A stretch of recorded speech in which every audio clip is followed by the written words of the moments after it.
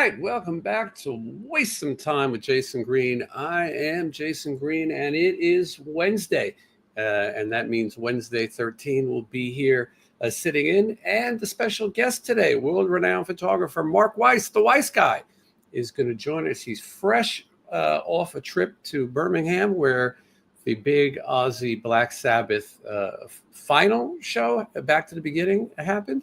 And Sean Clark would be joining us, but he is still in Birmingham right now, getting ready to do a convention appearance with Ozzy this weekend. But so we're going to talk about a lot of things, but we'll also talk a little bit about the big event that everybody's talking about. And Mark Weiss was there. He can give us a little insight. All that and more right after this. Just wanna waste some time with you.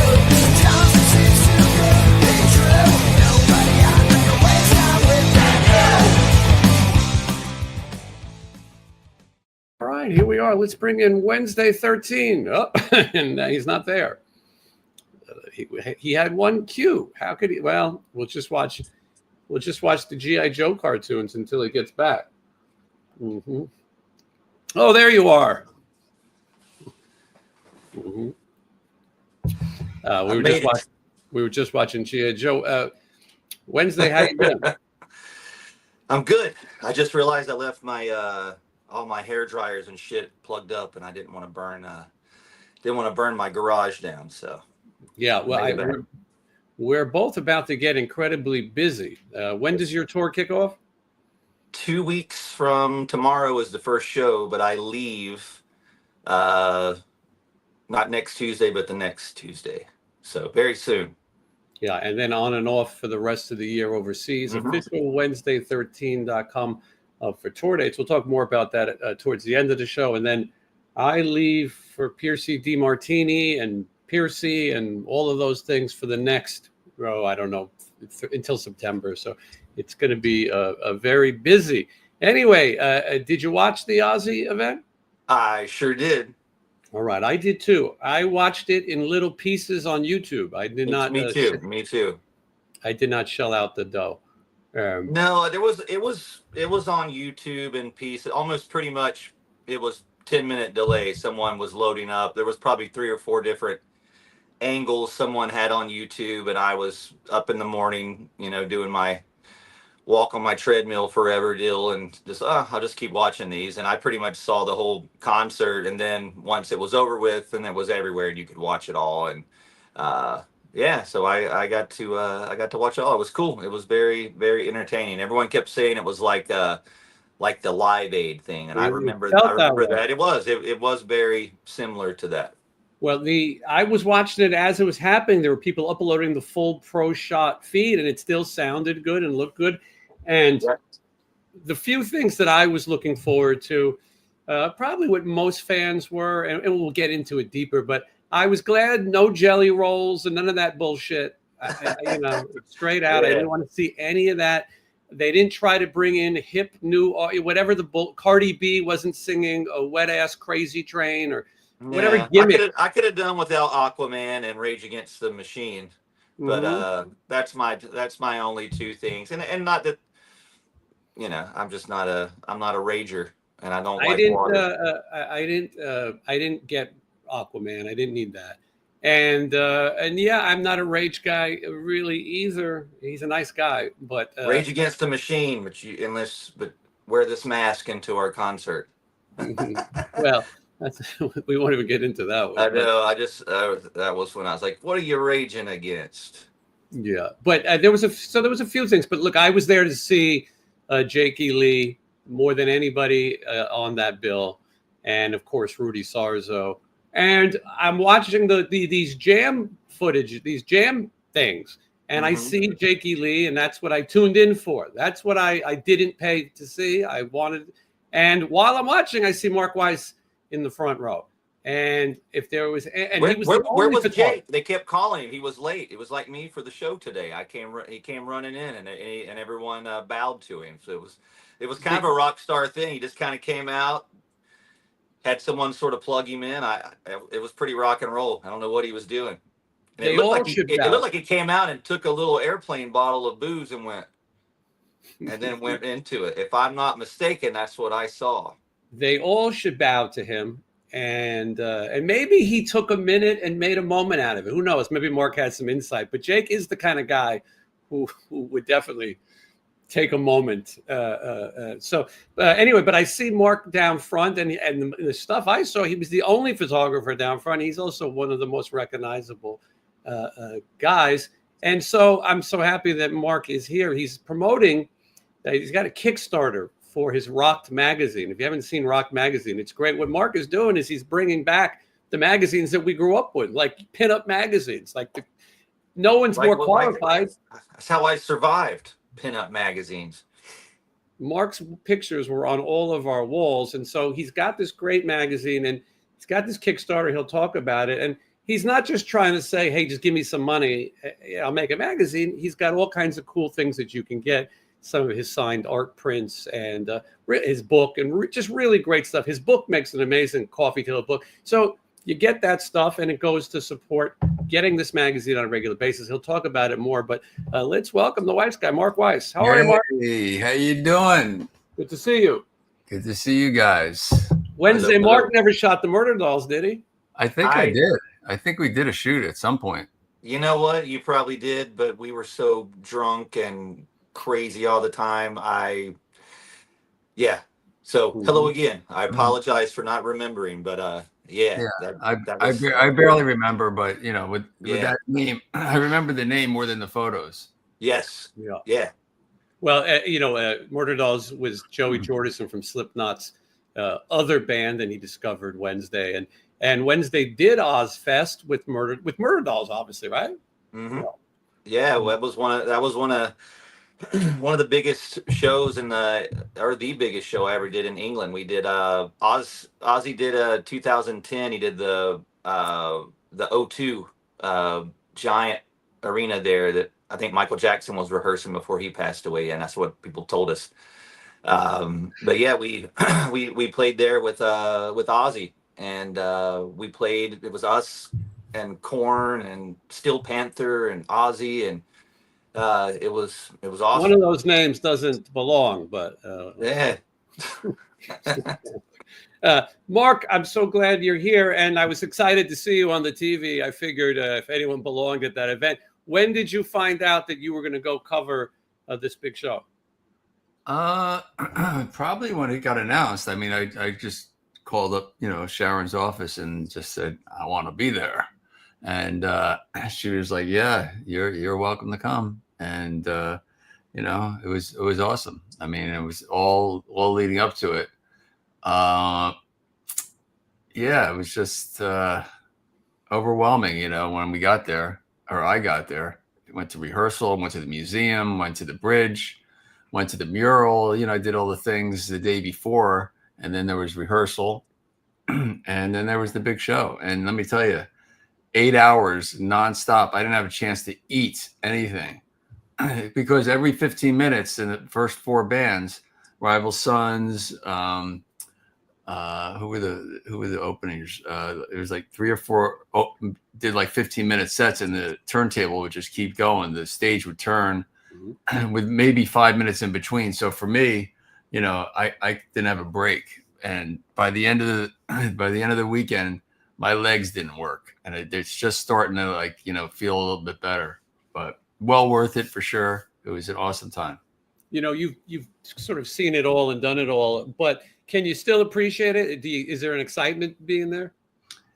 Yeah, I mean, this show in particular, it was an amazing event. It was like a high school reunion. I get there and I see Rudy, then I see Jakey, and then I see the guys in Anthrax doing rehearsing and sound checking. And then Sammy Hagar comes in and Steven Tyler. And, it was just a blast.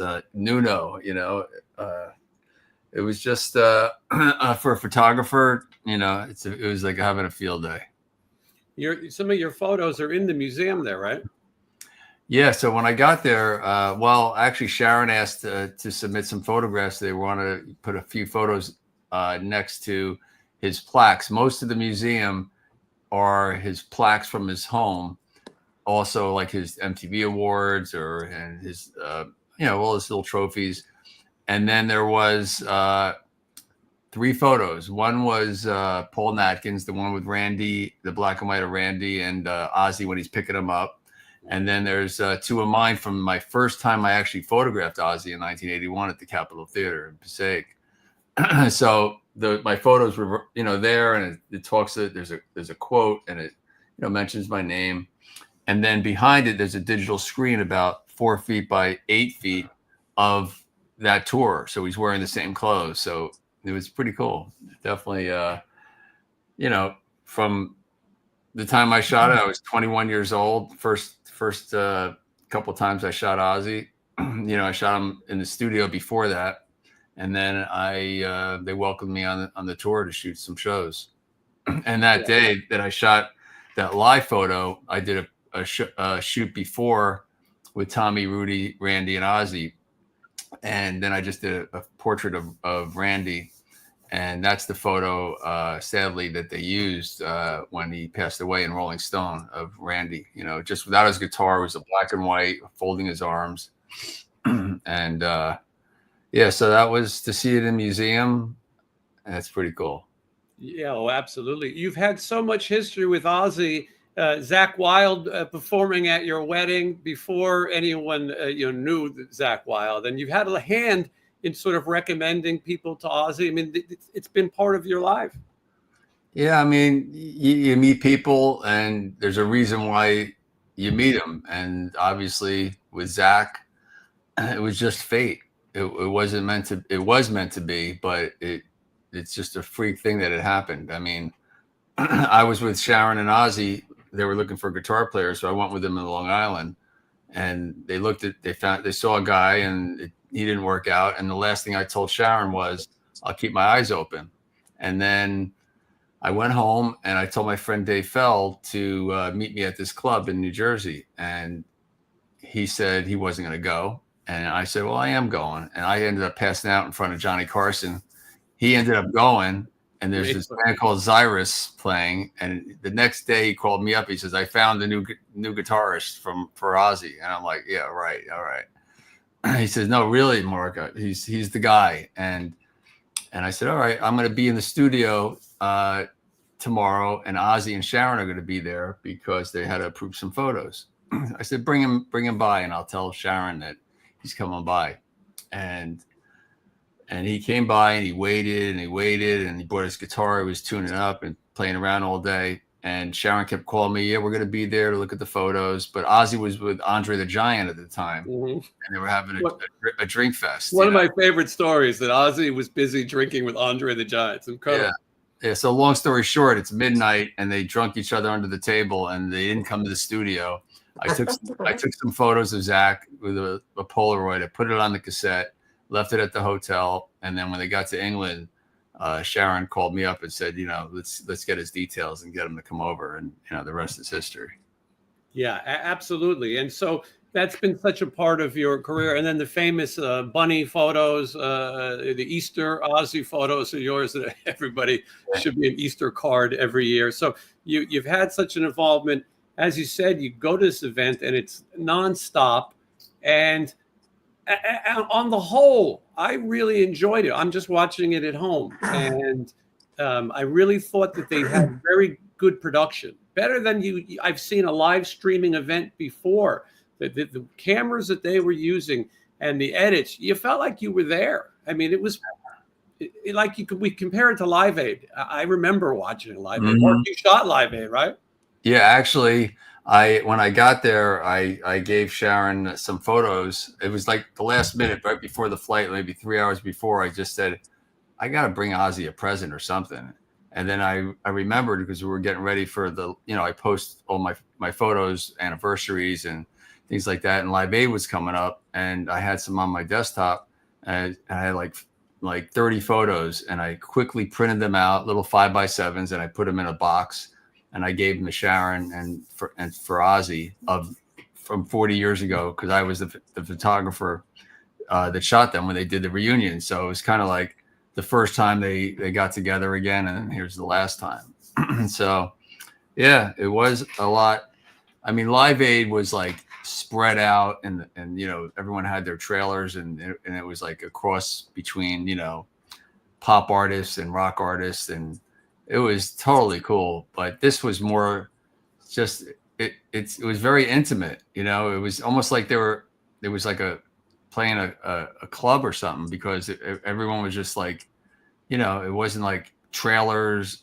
It was a small stadium, so it seemed very intimate, and people were just walking around, and it was like a hug fest. It was pretty cool. From the footage I saw, it didn't look like lots of hanger-ons and bodyguards. It looked like people all kind of there for the same purpose. It was also for charity.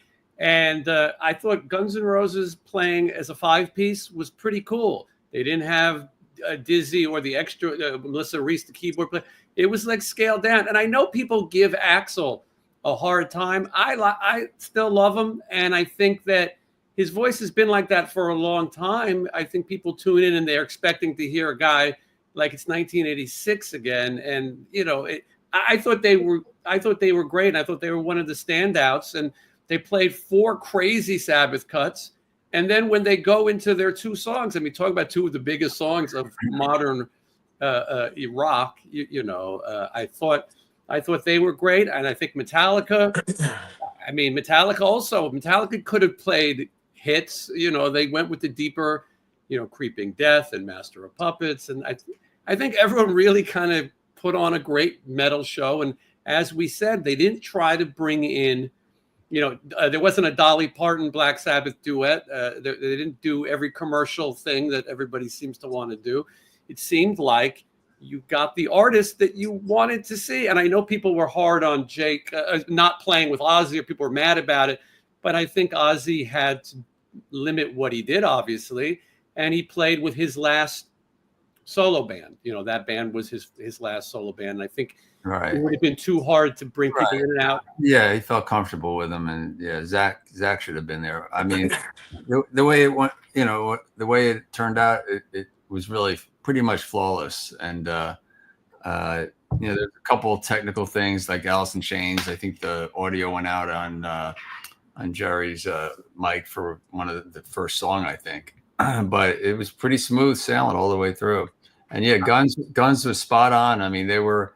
The energy that Axel gives you. I mean, it's like it was 1986. I mean, it was a great performance. And when I'm shooting in the pit, I don't really listen, because I just watch. So I judge a show on how they look and how they move. So Axel gets a 10+ on that, and most of the bands do. You shot Axel back in the day, obviously, tons of famous photos, the cover of the book, The Decade of the Rock.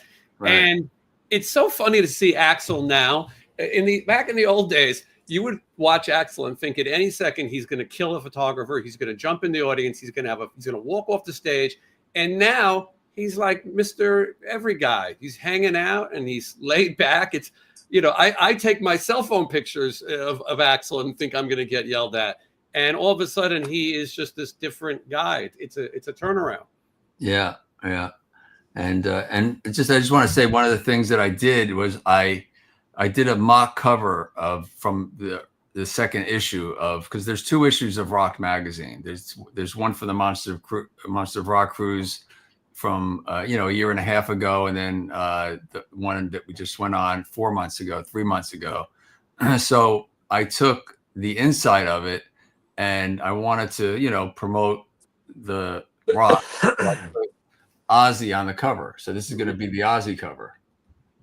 Very cool. And each one of the, I have Axel, I have Tom from Slayer, Zach. So all these are, Joey. Had to put Dimebag in there, and there's James. So the front cover is going to be, our tagline is "Where past is present." So the front cover and the first half of it's going to be, these artists and pinups and little stories on the bands. And then you flip it over. We did a mock cover. This would be like some kind of collectible. We did another. So it's going to have 2 covers, and the back cover is going to be a new live shot of Ozzy and all the bands on the front, just kind of like that. And then there's going to be, a feature in there of the show. So this is one that's going to be in the Kickstarter. Yeah, very cool. I want to share that real quick, and then I won't keep you all night. And I don't, I don't want to keep Mark when we talk about the artists that we didn't like. I don't want to leave Mark in there because Mark's still got to work in this industry, unlike me.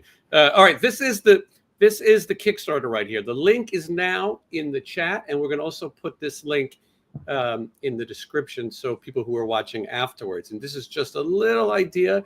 There's Mikkel and Mark, and it gives you some information. What I really want to show people is these rewards that you can get. This is why, your support. You can get copies of the magazine that are signed, which are right there. That's the first 2 issues. The 3rd issue, David Lee Roth. The 4th issue, Ozzy Osbourne. Mark's also given you postcards with these of his personal work. And there's different bundles. So here's a T-shirt, a couple T-shirt bundles. Oops, I went too fast. We went right to the Ozzy bundle, which is a cool one. You tell me, Mark, some of the stuff that's in this Ozzy bundle. Okay. Well, let me tell you about the what I have is I have a case that you put.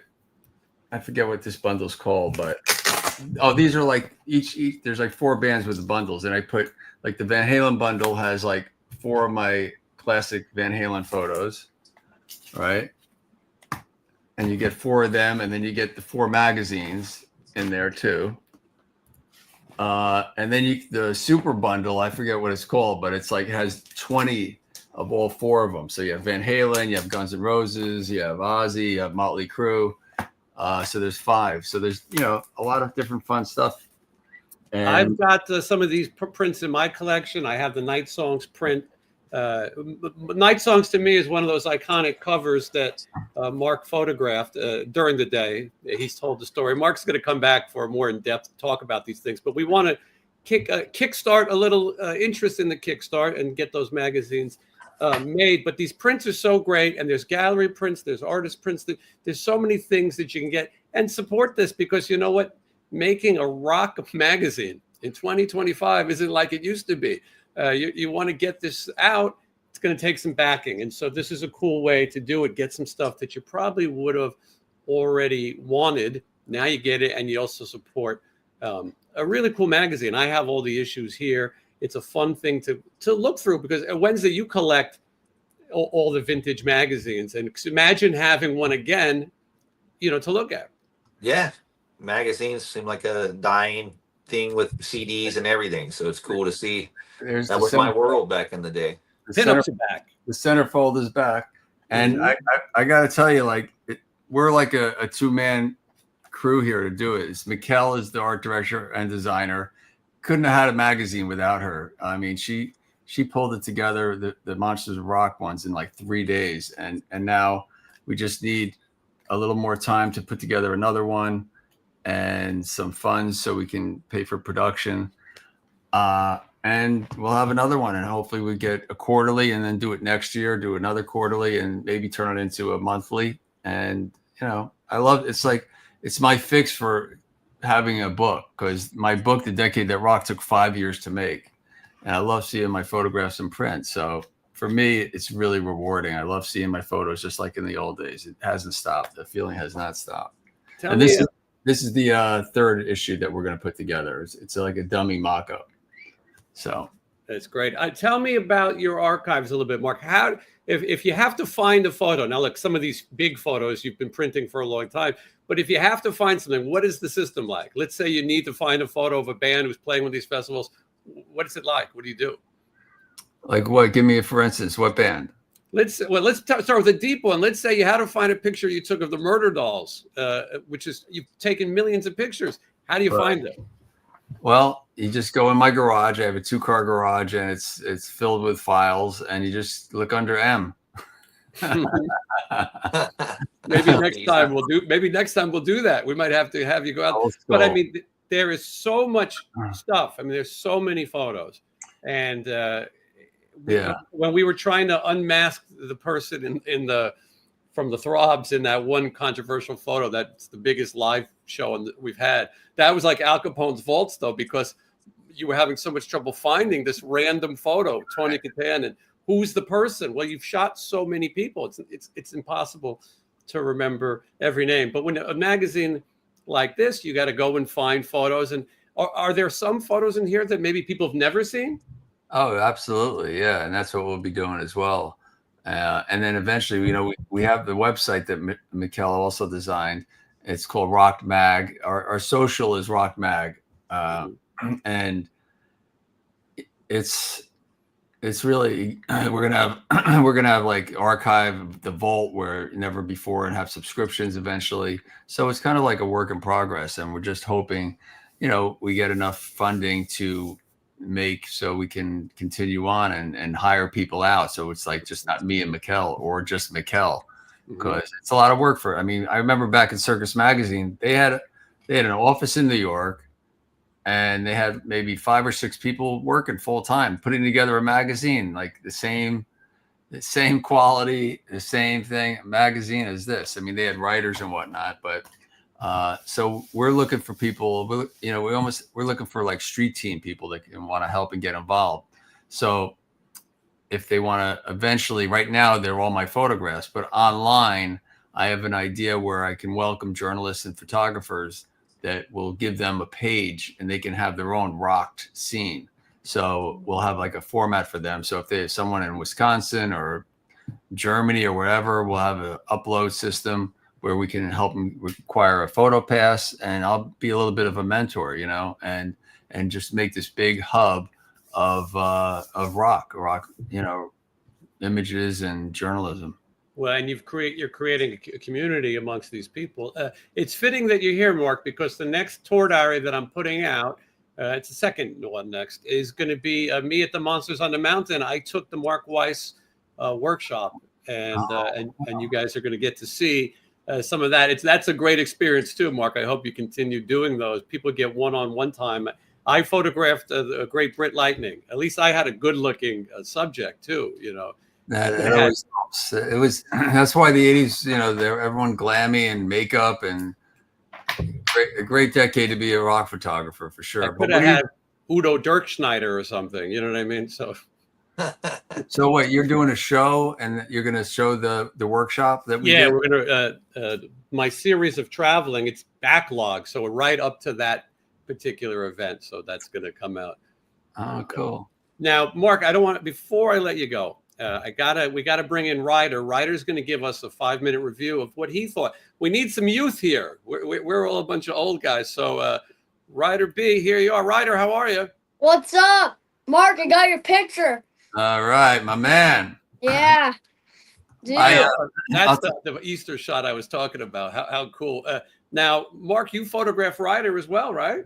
Yeah. So what happened was I was having my gallery event in LA. And I just came across Ryder's Instagram, and I was like, whoa, this kid's cool. So I DM'd him, and his dad called me up and said, I actually said, do you want to do a photo shoot and, come by the Sunset Marquee and come by, I had a couple of days break, and the dad was like, Ryder loves your work. He has your book. He goes, will you sign it? I said, yeah, come on in. So we came down with all his stuff, his guitar, and tons of clothes. It was like super cool. My favorite was when I jumped in the pool. Right. I can't believe he jumped in the Sunset Marquee pool with his guitar in the deep end. And also when we were shooting, who was there, Ryder? Who was looking over my shoulder when I was taking pictures? Billy Corgan. Billy Corgan. It's awesome. He walked past, and I'm just like, wow. It was cool. It was cool. So, for those who are watching, Ryder comes on each week, and he's been giving us his movie reviews. But this week, he's going to give us a little bit of a concert review. And Ryder's 9 years old, by the way, just for those who may be wondering. All right, Ryder, let me know. Did you watch the big Back to the Beginning show? Yes, I didn't watch all of it though. So I saw the Back to the Beginning show at this witchcraft place in Burbank, and we're good friends with the owner and everything, and there's like this big room that has this giant like theater like TV, and then there was only like 10-15 people in there, and it was just me and my dad, and and we were watching the Back to the Beginning show. I really liked it. Like the Back to the Beginning show, like right now is like the most popular like rock and roll show of all time. You know, like right now it's Back to the Beginning. It's really cool. And so, so how where am I gonna start? Who were your favorites, Ryder? What did you like the most? Um, so I loved Slayer. And I'm like hoping for them to play War Ensemble because that's my favorite Slayer song. And they did it. I was rocking out in the room and it was awesome. So that was one of the highlights. Um, um, I loved when Ozzy came out. Like he came out in that chair. That's like the coolest wheelchair I've ever seen in my life. Mm-hmm. Well, any other bands stand out to you? Did you like Guns N' Roses or Metallica? Well, it's sad because we didn't watch Guns N' Roses or Metallica, but today I watched Guns N' Roses on TV play Sabbath Bloody Sabbath. And you know, Axel, I mean Axel, he's a true icon. I love Axel. He's one of my favorite artists. But I mean to me, I think his voice sounds like Mickey Mouse. But That's what the internet is saying. The internet is saying it. I might just like Mickey Mouse. I don't know, but the internet is saying that. But he could sing that high note though. He could still sing the high note, but he just doesn't have that rasp anymore. But he's still one of my favorite artists of all time. I have so much respect for him. He's awesome. But anyway, so I watched Metallica play Master of Puppets on TV. I only watched the beginning of it. They rocked out. I would say like probably my favorite part was when I think it was Jason Momoa on stage, and then he was like, and he was like, all right, introducing Billy Corgan, and then he came out, and they were playing Breaking the Law. That was so cool. I did not expect Billy Corgan to come out on that stage and play Breaking the Law by Judas Priest. That was awesome. With KK Downing of Judas Priest. Yes. Yeah. He sounded good up there. Do you guys agree that he sounded good up there? I liked I thought all the performances were pretty good. There was nobody that I thought was just awful or anything. I thought some were better than other. I think the best, me and Jason were talking earlier, I thought vocal wise, if you had to like just go, who just knocked it out of that park, that Youngblood guy was really good. Really good.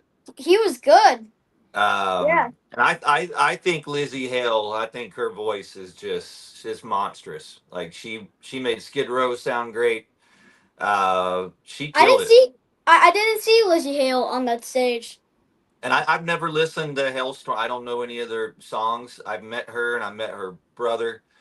But they're just a good band, and she's got a very powerful voice. I thought Ghost. I thought Papa was cool. Papa came up, man. I should have seen that. Yeah, like with the whole outfit and everything. He was in the whole new outfit that he's doing. So what did they play? He did Bark at the Moon. He did Bark at the Moon. He also took a lot of heat. Yeah, he's up there on the list. Bark for me, Birmingham. Hey, we'll talk more about the show in a bit. Ryder, I'm glad you came in and said hello. Next week, we'll talk about Night of the Creeps. You were supposed to, he watched it. He was going to review it, but today is a special Ozzy show. I agree. Ryder, anywhere we can come see you play? So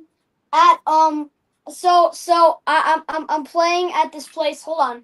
So I'm playing at this place called Vinny's.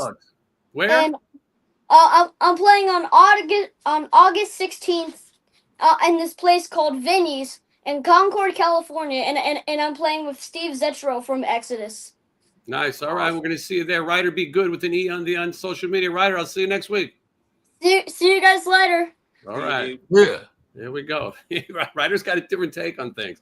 I thought Billy Corgan was terrible. But anyway, that's just me. Well, he likes Billy Corgan. No, that's his guy. I get it. It's strange though. You would think a young person, if Ryder's got the look, and you think Billy Corgan would be boring to him, but no, he digs it. What's fun about that show is there was something for everybody. There was so many different things happen. And Mark, the way you described it, that it kept moving, that's what made it great. Because maybe standing on your feet the whole night is tough, but at home, it was like, okay, I want more, and I don't have to sit there and wait. Right. Yeah, it didn't seem like I was fine standing. It was when I got home. That's when it kicked in. It's like when you work out, you're fine, and then all of a sudden you're just sitting down normal. And it's like nothing works. Mm-hmm. But yeah, it was so fast moving, and I was so excited to be shooting and going from up the platform, down the platform, trying to get a shot there. I was just like, my 20-year-old self 40 years later. But yeah, I can only imagine. Was there anyone you got to photograph at the event that you hadn't photographed before? Was it something new for you? I never photographed Tool before, and that's probably it. And then there was that other band. It starts with a G. I never even heard of them. Gojira? Yeah, that's Gojira. Mm-hmm. So I never shot them, but everyone else, I've shot back in the day for sure. Yeah, Mark, you'll come back and we'll talk more in depth. Wednesday for your birthday, I'm going to get you a Stay Hungry print signed. I think that's a good one for your collection. So absolutely, that's my Bible record. Mm-hmm. Mark is definitely the man. What a crazy photo to have taken.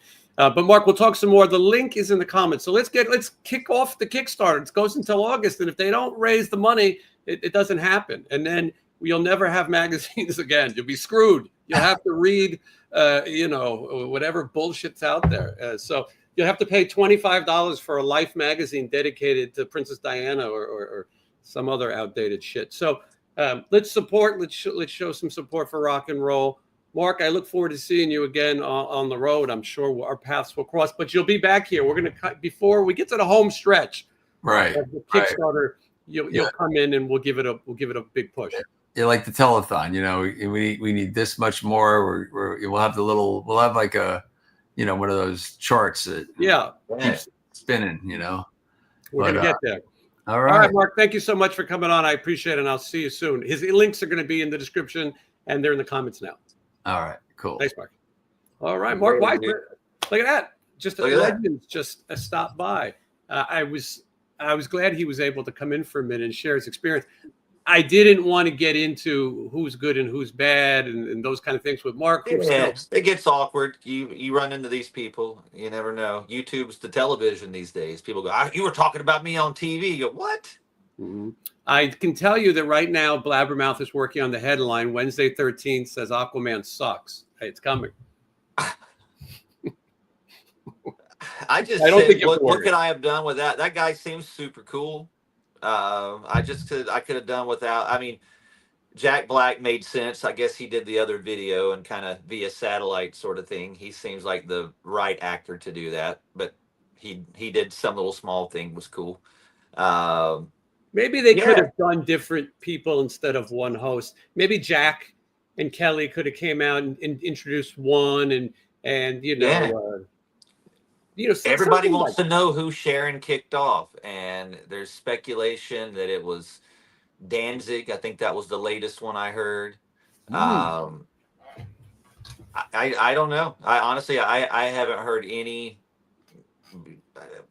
It's got to be. We could guess. It's got to be Motley Crue. It has to be. I thought it was Motley Crue, and then Nikki Sixx just posted a thing about how he loves Ozzy. You trust that guy? I'm just saying. He posted something. Nikki Sixx would sell you magic beans. Hey, don't you talk? We're the guys that have numbers in our names. I can't badmouth it. That's true. Yeah, John 5, Nikki Sixx, Wednesday 13, or the number band. Danzig would be such a weird one, but. I was speculating. My original thought was Dave Mustaine, and I think a lot of people thought that too because he wasn't there. And but there was a lot of people. I thought it was awesome. Steven Tyler was there. That dude is just a rock star. I mean, he still walks it and can sing it and looks it. him and Michael Monroe might be the greatest frontmen ever. I agree. Well, let's go back. So they did the 2 jams, and I didn't make notes, so we're going to have to sort of paraphrase who was in these jams. But I got to be careful too. I got to work with these people too. No, I know. We're going to go easy. I believe me. I thought the same. You've got a tour with these people. Wednesday 13 says I could do without Rage Against the Machine. The other. Hey, I was at a sandwich shop and Tom Morello was behind me, and I still didn't care. Mm-hmm. I was on nothing to do. I'm just saying. Now I heard Tom Morello was the mastermind and put all that jam shit together. Great, whatever. I just don't really care for Rage Against the Machine. Whatever, it's just not my thing. I'm not saying it's bad. I tend to agree. I was on a Southwest fly with him, and he could not have been cooler. Very chatty. He seems cool. I just don't really. I didn't know what to say to him. He was right behind me. Like, there's Tom Morello. Would you rather have seen Dave? Too. Would you rather have seen Dave Grohl? Because I like Dave Grohl. Dave Grohl was excellent to me. Always has been super cool to me. No, but he's sort of the ambassador of rock now. Yeah, but I would have rather seen Dave Grohl do that. Yes, I think he would have been a better thing. But again, whatever. He didn't do a bad job. So we had the Tom Morello All-Star Jams. There was Jam A and there was Jam B, and I don't know the difference, but I know that Dave. I got a text from Warren DeMartini. Hold on. I'll get back to that. Warren DeMartini should have been there. He should have been there with Jake. He could. There's a lot of people. We can tell about the people that should have been there. I don't know why they weren't there. Well, let's go through some of the jams that we saw. Let's jam it up. We mentioned Lzzy Hale. Listen, Lzzy Hale is great. She's really good. I'm going to be the jerk and say it. I didn't care for the slip outfit with the high heels. I thought that this is a rock thing and that she should, I've seen her when she was Skid Row. She wore leather. She wasn't trying to be. She looked excellent in that one Skid Row show. She looked sexy. She looked sexy. She sounded like a lord. Yeah, nothing wrong with being sexy. But I thought it was a strange outfit. She's playing this big kind of concert. Look, she sounds great. She always does. Not easy songs to sing. No. As far as Papa goes, look, I'm a huge Ghost fan. It's going to take me some time to get used to that outfit. Yeah. It's rough. Me too. It's rough. Yeah, I showed my lady, and she was kind of like, that's him? That's what he looks like now? I went, yeah. It's rough. Look, and he can sing a lot of songs. I heard people saying he shouldn't sing covers. He has albums of covers, and some of them are great. I thought he would have been great singing the Ozzy song.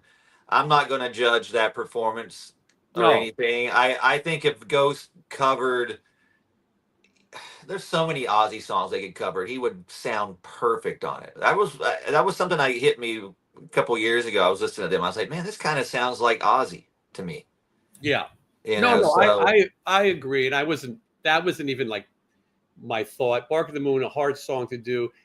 Jake E. Lee, everybody said he should have played Bark at the Moon. The reason he did not is because he can't. Jake needs to have surgery. He has some issues. He got shot. And he got shot, which, by the way, I think got him a pass. Give him a break. The guy got shot. He got the shot pass. But no, Jake is very honest about it. He can't play that part right now. He described the whole thing to me. I just don't remember. He got shot. He did get shot. He's the 50 Cent. Yeah. He said, hey, did you get the jab? He goes, I got shot. Yeah. Multiple shots. They did catch the guys, he says. Good. Yeah. Which is very rare that we have justice. But so anyway, Jake had to do what he could do, and therefore they had Nuno there to sort of help him. I probably didn't need a whole night of Nuno personally. I got to watch what I say too, because at some point I'll run into. Sorry, somebody in the comments said I shot him 3 times. I shot him 6 times. He got the Halloween fans. And by the way, I'll get to some of these questions and comments. I know I'm behind, and I should get to the super chats too. Oh no, this was for Mark Weiss. 1313, Jeff Down is up. Hey, Mark, big fan. Met you back in the day with my friend Vinny Gonzalez. Kith. Who were you most looking forward to shooting the show? Where can we see the photos? Love your book. Well, maybe Mark's gone, but I think he answered those questions, and the link is in the description. And thank you, Jeff. L. Sullivan, thank you for signing up and becoming a YouTube member. I appreciate that. And Mark Sanchez summed it up, and I agree. The guy from Disturbed kind of sucked. No, he sucked. Yeah, he sucks. Disturbed sucks. He sucks.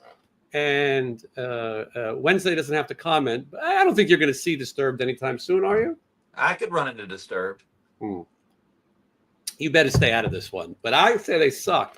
Let's moving on. Yeah, and not because they booed him because of politics, I know, and I won't get involved in that. I would have booed him because he sucks. That's all you got to boo him for. I didn't need him, but so okay. So Lizzie Hale sang "The Ultimate Sin," and then they brought on. I think Disturbed came on next, right? And he sang "Shot in the Dark," maybe. Mm-hmm. And he was booed. And then he says he wasn't, but he was booed. Yeah, I saw it. Yeah, he was booed. We got to get Sean Clark on here, who was there. Sean Clark was there in the audience. He heard the boo. He'll tell you. It's probably him doing it. He was. I think Sean might boo Disturbed. Yeah, he might. We'll have to find out. Let's Wednesday. We'll talk more and then we'll rattle through some of these questions. But yeah, Nuno. Look, Nuno can play, and they had Vernon Reid on there as well. I thought he played that riff weird. Nuno did? No. Vernon Reid. I thought he played that riff weird at first. I went, "What are you doing?" My guitar mind was going, "What are you doing there?" Mm-hmm. Maybe he got into it. I don't know. Nuno's a badass. He's always a badass. Yes. Him and Youngblood, like that solo that he did on that song was that was some extra widdly wah in there. I thought that they showed respect to Jake, and I like that. Nuno and Lizzie sort of bowed when Jake came out. I thought that was cool. Yeah, I like that. I thought Nuno was humble. I felt like Jake is the guy of the legendary Ozzy guitar players. You know, Randy is passed, obviously, and Zach is currently in the band. Jake is the guy. You know what I mean? If you're an Ozzy solo fan, I can't say enough nice things about Jake Ely. He is the most humble guy. He appreciates fans. He's down to earth. He was at the last PRC DiMartini, and he was hanging with Warren. And he's just a cool guy, and he's a guy you root for. And when he got shot, you went, "What the hell is happening?" You know, just the craziest story. Who would shoot Jake Ely? I wasn't at the dinner, but the guys went to with Jake, and Jake showed everybody the bullet wounds. Oh, that's crazy. I would show them off at dinner too. That's a good dinner conversation. All right, let's somebody's mad, I guess, because they said Vernon is a beast on guitar. They don't agree. The guy can play guitar. I'm not saying that. I just don't. I'm not a big fan of his style. Well, hold on. We'll get back to it. Were you less of a fan of his style, or were you less a fan of Tom Morello doing the? Tom Morello makes cool sounds and stuff. I get it. I would prefer him. I think I would listen to him over Vernon Reid. I like Living Color too. I just never thought his guitar playing was what people thought it was. It was kind of noisy. Headline kind of noisy, but Wednesday 13 is racist. Obviously, he's good. He's better than me. Do you think that should be the headline? Vernon Reid is better than me. You're better than me. Do you think that Tom Morello? You're better than me. Do you think that Tom Morello should be in the Police Academy movies now instead of Michael Winslow? He's kind of like he'd be a good Police Academy cop. Mm-hmm. But he can make noises, you know what I mean? Like, yeah, he's like Jones. I kind of like Tom Morello now. Put him in a cop outfit and make him make noises like Jones. That's a great idea. Mm-hmm. We'll send him a message. I'm sure he's a fan. I'm sure he's watching. And then I feel bad now. I feel like I badmouthed Tom Morello. I'm sorry. Blabbermouth headline. Wednesday 13 is sorry.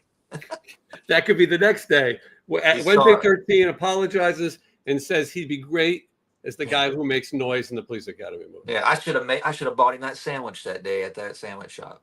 You probably should have picked up the bill for him. Should have picked up the bill. Hey, yo, hey. Guns N' Roses, we touched on. People said he sounds like Mickey Mouse. I've heard Axel singing forever. I go to all the shows. I'm fine with it. I toured with Guns N' Roses with Murder Dolls, and I watched him play every night, and he killed it. And I thought Axel, honestly, was in the last 20 years, his best performance was when he sang for AC/DC. I couldn't believe how good he sounded with that. Like, that was great. And you know as well as I do, you go to concerts, you hear stuff, it sounds different than people's videos. When you're in the moment, you don't notice some of this stuff as you would just analyze it on YouTube. Yeah. Obviously, Guns N' Roses isn't. I mean, I see the comments people saying he sounds like Mickey Mouse or whatever, but obviously they're still selling out stadiums and everyone's screaming for it. If it's that bad, why aren't they walking out? Yeah, I thought it was cool. I mean, the guy sang for AC/DC, then the guy sings these Deep Sabbath songs. I mean, it was cool. And Axel's cool. He was like, Guns N' Roses he was very nice to our band. And when all we had heard all around that time was how difficult they were, or he was getting to shows, and they treated us great. So I can't say anything bad about Axel or he's good. Yeah, I enjoyed it. And then Metallica, all I wanted was that they don't play Enter Sandman, and they did not. And they played a metal set. Do you remember when Metallica said they're not a metal band? They did that for a little while, even though the word metal is. I've been seeing those pictures of Metallica pop up when they did the makeup thing in the 90s. They all cut their hair, yeah. Or when they were trying to do the Marilyn Manson videos and stuff, and it's silly to me. It's hilarious. I just save pictures like that when when they make fun of me for wearing makeup. I got a whole folder of all the biggest bands in the world wearing makeup. Pantera. Pantera, all of them. I remember I heard Jerry Cantrell talk about how when he first started jamming with Alice in Chains, they were playing like Taxi Driver from Hanoi Rocks. So everybody's a glam fan. I was fortunate to know Vinnie Paul very well, as you did. And he would always come out to the shows I put on in Vegas, Sin City Sinners, and he always requested Dokken and Wasp. He was Poison, whatever. He was definitely a fan of all that music. So moving forward, so anyway, I thought Metallica was very good. I thought that Metallica's always good. It's hard for them to screw up, and they were good. So now moving forward to the Ozzy and the Sabbath portion of the night. It's emotional to watch Ozzy have to sit because you can see that he is constantly pushing himself as if he wants to get up. Yeah.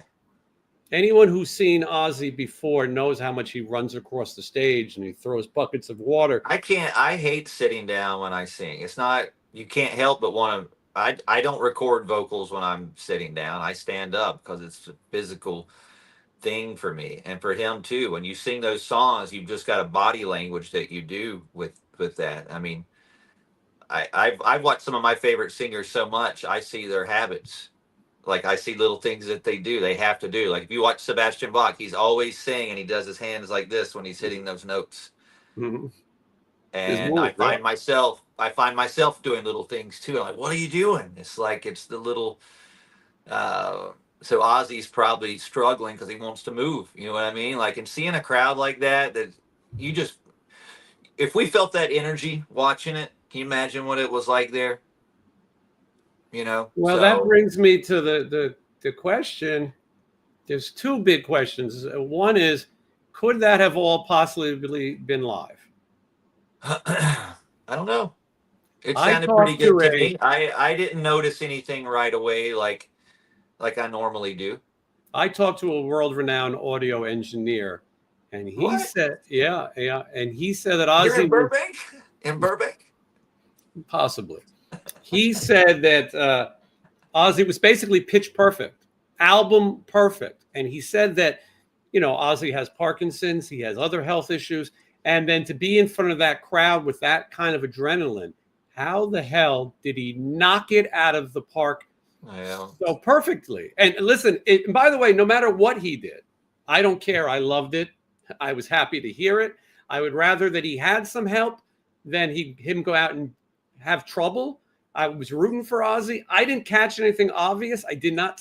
Look, lip syncing ain't an easy thing to do. You got Parkinson's. I don't know. It's even harder.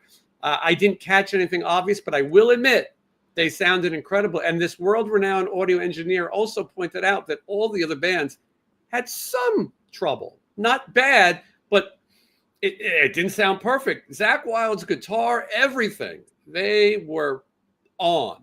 And Ozzy was known for having, Robert Mason used to sing a guide vocal for him at one point, and Ozzy later had someone he would sing through monitors, and he had a guide vocal. Not that there's anything wrong with any of this. Ozzy used prompters, of course, why not? But I think if anything was going on, somebody was probably singing along, if anything, backstage, which a lot of people have done for years. Tons. I mean, I remember seeing Alice Cooper the first time and saw all people backstage singing a lot of those parts in the beginning. I think his band really does it now, but I saw a couple people doing it, and so that's why it didn't strike me as a musician. I didn't see it like as, oh, that's a track, because I don't think Ozzy could fake it. Well, that's what I thought. I didn't think he would. I don't think he could fake it. And if he did, he would look like what's his face that's doing those Frankie Valli. Yeah, Frankie Valli. You know what I mean? Like, that's just like, that guy can't fake it. And I thought we would have. Yeah, I thought we could. I was going to say, on the Alice note, my friend Louis Merlino sang the backgrounds on those trash songs and Poison. This high, crazy backgrounds. And when you go out and you have a band, you don't always have guys who could sing those parts. And at one point, some of these bands that we listen to, your audience, and we talk about the glam bands. Like, when you listen to like Bon Jovi and like some of these, like Axel and Bon Jovi both painted themselves in a corner. Our voices were so strong, but like when you hear some of those songs today, like Living on a Prayer, when it goes to that key change at the end. Sure. I bring this up all the time with anybody who talks about singing and trying to sing live. You live for the fight with It's All That You Got, and then yes, the key change, and so just to still pull that off. But like when you, like Wasp, one of my favorite bands, when I go see them, if you don't have those layers of those vocals the way they sound, it doesn't sound like Wasp. Blackie knows that, so that's why those songs live sound like they do on the records, because that's what people want to hear, So some of these bands kind of painted themselves into it, and I've been like rehearsing my set list for tour. I come in every night in the same little area here, and I put my ears in, and I'm singing along to some of these songs, and like my Murder Dolls songs, like my Summertime Suicide song, one of our big songs. There's layers of vocals there. I'm just like, what the fuck? No wonder I struggle on this song when I play it live, because I'm trying to sing 6 fucking parts. I get it. I thought, get in here, sing those parts. I thought Ozzy played a good set list. I thought Black Sabbath played a good set list. They played what you wanted. I thought the camera work was very good.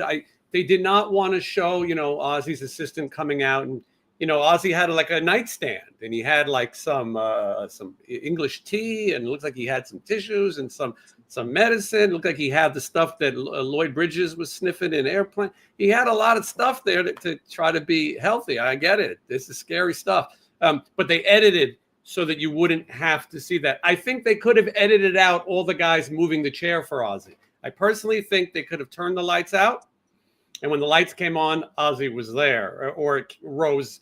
That, I think, was a little strange. Or they could have put them in funny outfits, had Benny Hill music playing, and had them like in clown outfits or something. I would have liked that. Now, that's just my personal take on it. But that's the Blabbermouth headline. Wednesday 13th says Ozzy should wear clown outfits and listen to Benny Hill. Not Ozzy, but the people that roll him out. And then they've got the Benny Hill music. Oh, right. Yeah. No, that I agree. That would be funny. He'd probably Yakety think that was sax. funny. Yeah. And at the end of the night, one of the controversies was that everyone thought that Black Sabbath walked away without saying goodbye to Ozzy, but Geezer Butler did? later posted that they went and got him a cake. It was just the way it was edited. They were trying to show the fireworks. And I think no one wanted to just show Ozzy sitting there by himself. I think, you want to make Ozzy look good the way he deserves. Well, Bill Ward made everybody look good. Apparently, everyone's like, why didn't you wear a shirt? I just saw, before we did the show, I saw Blabbermouth or something. Tony Iommi said, Bill Ward not wearing a shirt. I told him he looked like Gollum, was the headline. He looks like the character in the Metallica Unforgiven videos, climbing through the mountains. Oh, yeah, that guy. Mm-hmm, yeah. That guy that's just digging. Like an old miner. The old digging miner. He's a miner that got fired, but no one told him. But you know what? Bill Ward didn't get shit. People said, good for him. The people were, he's had a I lot of help. I'd have said Tony Iommi's making fun of him. So they're still busting balls. Yes. Well, that's all right. They're I love that. That's what kind of I thought was funny. All right. Let's get to some, let's let the audience talk a little bit. And the then. The audience is listening. And then we'll get the hell out of here. All right. This is Sean Brown. Sean Brown, thank you for the super. Hello, Jason, and Wednesday 13. I really enjoyed the Back to the Beginning concert and thought it was well organized. If either of you could jam, this is a good question, in a super group for one performance, are there artists you wish you could perform with? Wednesday could answer this easier. I'd have to really give it some thought. And are we talking about live or dead? I don't know. I love the idea in my mind of just walking up on stage and jamming with a bunch of people, but I don't ever do it. I don't ever go and guest on anybody live. People have asked me all the time. A lot of my favorite. I still haven't went on stage with Faster Pussycat. I went on with Enough's Enough. All these people have asked me to come sing songs. Stevie, yeah, but we're talking about like something big. This is like a fantasy. Like, yeah, I think about it in my head. I don't know. By the way, Mark Weiss just logged out finally. He was sitting there with his camera on doing his work for the night. I didn't know if I should bring him back at some point, but his camera was on the whole night. And he was just sitting there like filing photos and yeah. But yeah, I don't even know. I keep thinking in my brain, I don't want to get on stage. I don't know. I don't know. I would have wanted to play with any of the Johnny Ramone or Dee Dee Ramone. I mean, he's not here anymore, but someone like that I would have taken the opportunity. I can't think of living people. I don't have as many heroes as I used to. Although I once told Jake I think I should do the bass gig for Corey Feldman because I think that you got to get the whole show started. His bass player is the one that gets the people singing. I saw comeback king. Here comes the comeback. You got to get that started. So I saw a lot of pressure. And if you don't do it right, he will scold you. He'll get mad at you. He'll holler at you. I was watching Leave It to Beaver the other day. I watched the first episode of Leave It to Beaver. And the first episode is the one where the teacher sends a letter home and he has to bring the letter to his parents. And I can't believe how crazy the things he was saying is. He goes, Wally writes a note for him to take back. And he says, my father whipped me and my mother whipped me. And so you don't have to whip me, like things like that. And he's gonna kill me. They kept saying he's gonna. And then at one point, clobber me. Oh, yeah. At one point, Beaver's in a tree, and the father goes, "Come down here." And there's people gathering. No. And he says, "Because you're gonna hit me again." And Hugh Beaumont goes, "No, Beaver, I've never hit you." Yeah, I never, as a kid, I never realized that there was so much going on. All he talks about is, "Oh, Dad's gonna clobber us." And Hugh Beaumont never raised a fist to them. No, not that we can prove. All right, let's get to some audience participation. First one here, Blake McCord was here very early. That was a long time ago. It's a good day to waste time with a bad guy. Happy Wednesday. Hands yellow, heart red. I think that's supposed to be a emoji type thing. Jeff Dan is up. Hello to one and all who saw the Bringing Back the concert. Okay, thoughts? Well, we did definitely do that. And let's see. I'm going through here. There's David. Everyone here ready to waste some time, and I'm going to try to. I mean, we were talking for so long. I got to get to as many. Beaver. There's I a bit. like the episode of Leave It to Beaver when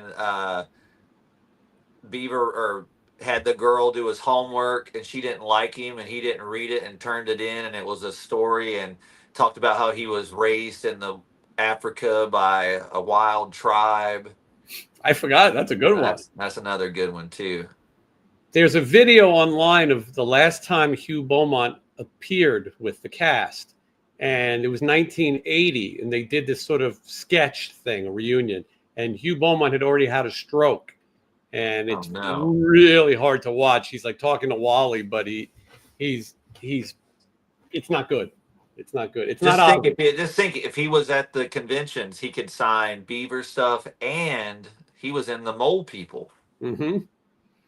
He died way too soon. A lot of those actors smoked too much, a lot of cancer, a lot of strokes. But imagine how much money they would have made in that convention world as it happens. Lorraine says, I've caught up on all the location videos. And thank you for liking and thank you for watching. Location videos are fun. I'm editing the Hero at Large one now. Maybe 10 people will get it, but I'm excited. And the last one, the Cosby Show, still controversial. I'm still being called a white devil. I had a very nice talk last night with Eric Monti's daughter. And Eric Monti is arguably the creator of some of the greatest shows of all time. He wrote a spec script for All in the Family that it invented the Jeffersons. And he was hired. And he was partners with Michael Evans, who played, what the hell was the name of George's kid? Was it Michael? Lionel. How could I forget Lionel? And he created that character. The two of them went on to create some amazing work, including Good Times and What's Happening. And Eric Monti grew up in the Cabrini projects in Chicago, which is where Good Times takes place. He also went to a school called Cooley High, and he wrote that movie. And so, but he was bought out basically of his creations and his rights, and he struggled for some years. And now he's 80 years old, and his family's trying to get some respect for this guy who created some of our most beloved. I mean, What's Happening are his characters. He deserves some respect, and he will be on the show. He's also had some health issues, so his family will be with him to sort of talk about his career and making sure that, you know what, before his time is through, that he's remembered for the person, because Norman Lear got all the credit. And but for the people who call me a white devil, you can tune into that episode. By the way, the people who call me a white devil, there's another bunch of people who will be the opposite racist extreme. You can't win. I thought going to TV locations, Also, I didn't think that Bill Cosby was going to be so controversial. Who knew? Anyway, best wishes to Oz Fox. Oz Fox is unable to tour. That's just how it is. He's had brain surgery multiple times. To send him to Latin America for months at a time on a bus just wasn't practical. It's better. I hear it's not the easiest touring in South America and Latin America for bands. I couldn't imagine. I haven't been there, so I don't know. But I've just hear it's it can be a little difficult if you're not Guns N' Roses. Yeah. No, I agree. It's on a budget is not easy. Excited for the Michael Monroe tour. I'm going to sit the Michael Monroe tour out, I think, and I'm going to tell you why. No. I'll tell you why. No disrespect, but it's called Buckcherry. I just can't. I'm not interested. It's not for me. I would see Buckcherry before I saw Disturbed. And by the way, I like Buckcherry. I think their first album is an excellent record. Yeah, well, me too. But what about the last album? Well, I heard a song today that they put out that wasn't bad at all. Mm-hmm. I mean, it's like I've always never really cared for his lyrics. Nothing's like knocked me out of the park, but the song's upbeat. It's kind of catchy. Like instantly, I went, all right, this is kind of like, I don't know. I wasn't expecting it to be as catchy as it was, but I don't mind it. I've seen them live a bunch of times over the years. Well, you could but- leave early. But Yeah. I'm not going to miss Michael Monroe because I missed it last time I was on tour. Well, yes. And it's 2 nights at the Whiskey, so I have to go. 2 nights at the Whiskey. I could get there early and leave as Yeah, well. Let's just do that because I always leave before the end. So this is perfect for me. No offense. Well, I'll see you there. I might be on the road, Yeah. but and Billy Rowe, of course, our good friend Billy Rowe from Jet Boy, is in Buck Cherry, and he is a fan of Leave It to Beaver and collector shows as well. I got to have him come on and just chat with us about classic TV and music because He probably wrote this song that's cool on this record. I bet he did. All right, I'm trying to go through it. There are so many people. Sean Clark popped in the comments down here and said and verified our Ozzy lip syncing comments. Well, Sean's not going to tell you the truth. What did he say? I got to find it. It's in here. He says skinny on Ozzy performance. There was 0 backing tracks or lip syncing. He sounded good, but had a few struggles on a couple things. He was really getting choked up during Mama, I'm Coming Home. Well, I do feel like that. I did feel like that when he seemed choked up. Look, Sean was there, and Sean knows the family. Now, would Sean tell you that there was trickery? I'm not sure. I don't think he would. I don't think he would. Was there witchcraft? I mean, listen, find me that sound man because I need one because it was pretty flawless. But when I was watching it, I kept looking closely. I did to see what was going on because it sounded too good. By the way, Sean was going to join us. The reason he did not join us is right now it's 2:30 in the morning or so. No, I was texting with Sean earlier this morning when I was talking with you. I was trying to help him find a place we told him about, and it's not there anymore. Or what used to be there is not there anymore. Oh, gotcha. I don't know what that means, but I will. It's like an underground goth market. It was near the Birmingham Academy where he's. I got you. Yeah, and he was looking for it, and I was like, I don't think it's there anymore. But it's crazy because I'm going to be in Birmingham in literally 2 weeks. Our second show is in Birmingham. So. Question for Sean: did they serve Diet Coke or Coke Zero? It's a good question. I don't know if Sean is. Ooh, maybe I can go to see all these Black Sabbath things. Maybe it's still up when I get there, and I can go see the stuff. I would hope they keep it up for a while because it's so good. Here's 2 a weeks. question. Come on, keep it up. Why don't you drive, Jason? Because I don't want to. That's been a funny question Because lately. I drive. Yeah, I don't. I got the license in this relationship. Yeah, I don't. I am tired of this world of people who are racist towards non-drivers. There's a hate for non-drivers. I am saving the environment by not driving. Do you want to buy a hearse with me? The hearse I just got for my video is for sale.